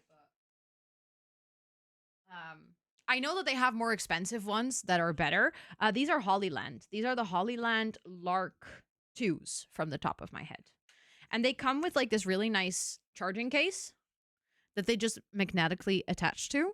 And right now the receiver is in my phone. But no, I just got it. Thank you for reminding me though, Carolina. But yeah, they clip like magnetically to your shirt. They have a very long battery life. I have never ever run into the issue with them running out, even though I've used them the entire day.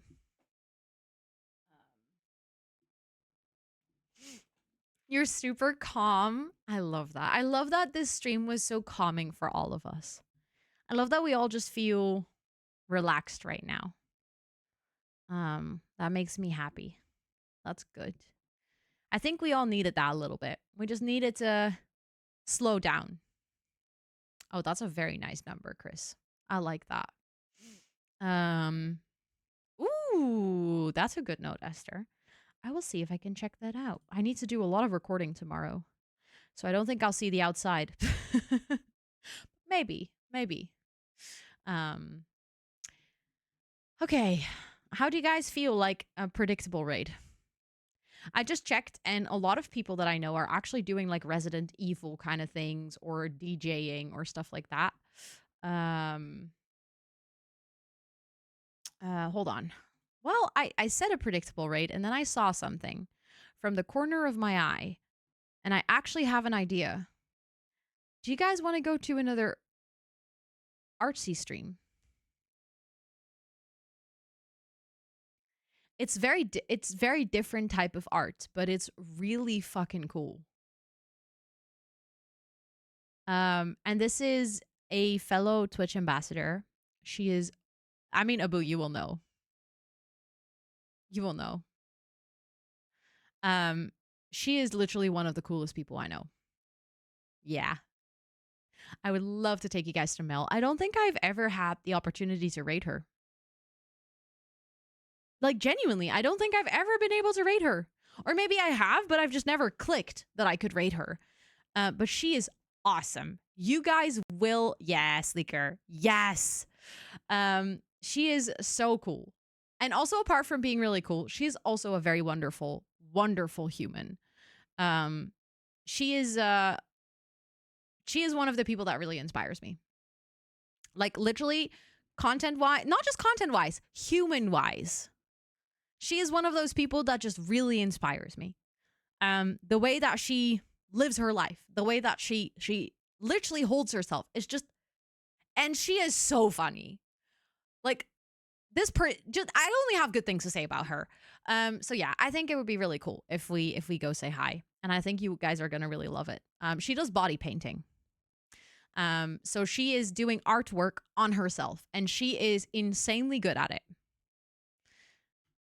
Insanely good at it. She is, it's like out of this world.